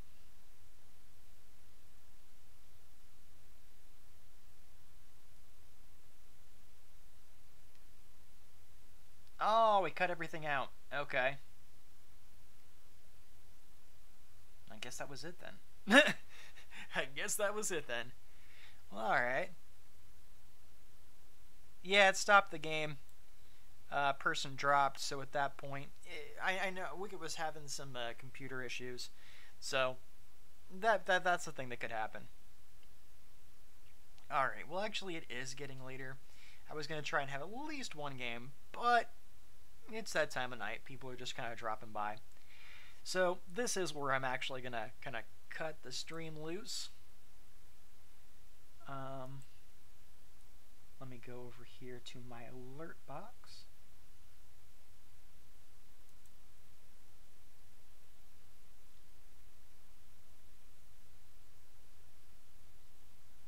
Really?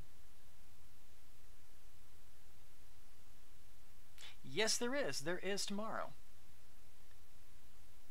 And set up one more thing that I've got here. If I can get it to roll.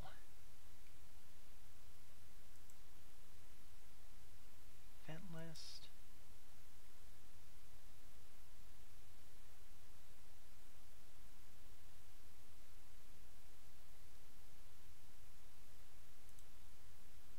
Ah, here it is. Alright, so I'm going to do this tomorrow, and of course there will be donation links that'll be in the description and so on, as well as Discord links for those that want to keep an eye on everything that's going on, or just shoot the breeze and chat, whatever. So thank you all, thank you to everybody that showed up and has stuck around. We'll bring this up tomorrow a lot earlier and see if we can get more people in who are interested and want to play. And I think we'll probably open up with some Cards Against Humanity, maybe. And we can work on any other topics that pull up here. I think that sounds like a plan. So I'm going to go ahead and clip off my cam here. And I'm going to test one more thing. You should still be able to hear me. Alright. And there's the credits.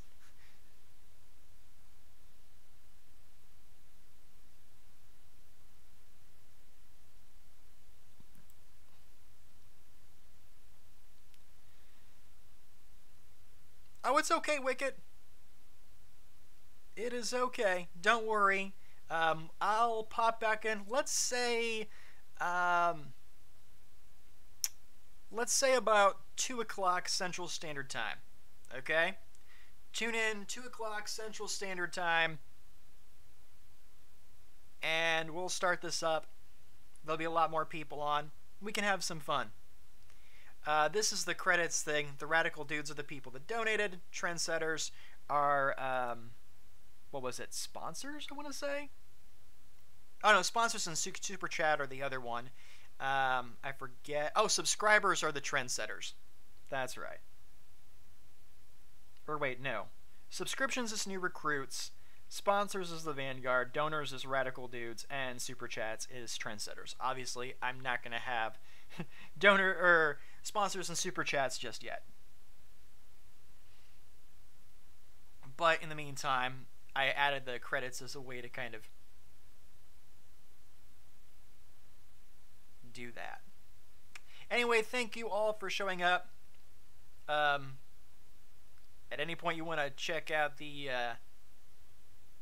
stream and such, I will have this. If it's not already listed, it will be listed shortly. So thank you very much. Have a wonderful night, and I'll see you guys right around 2 p.m. Central Standard Time tomorrow. Whoa. Bye-bye.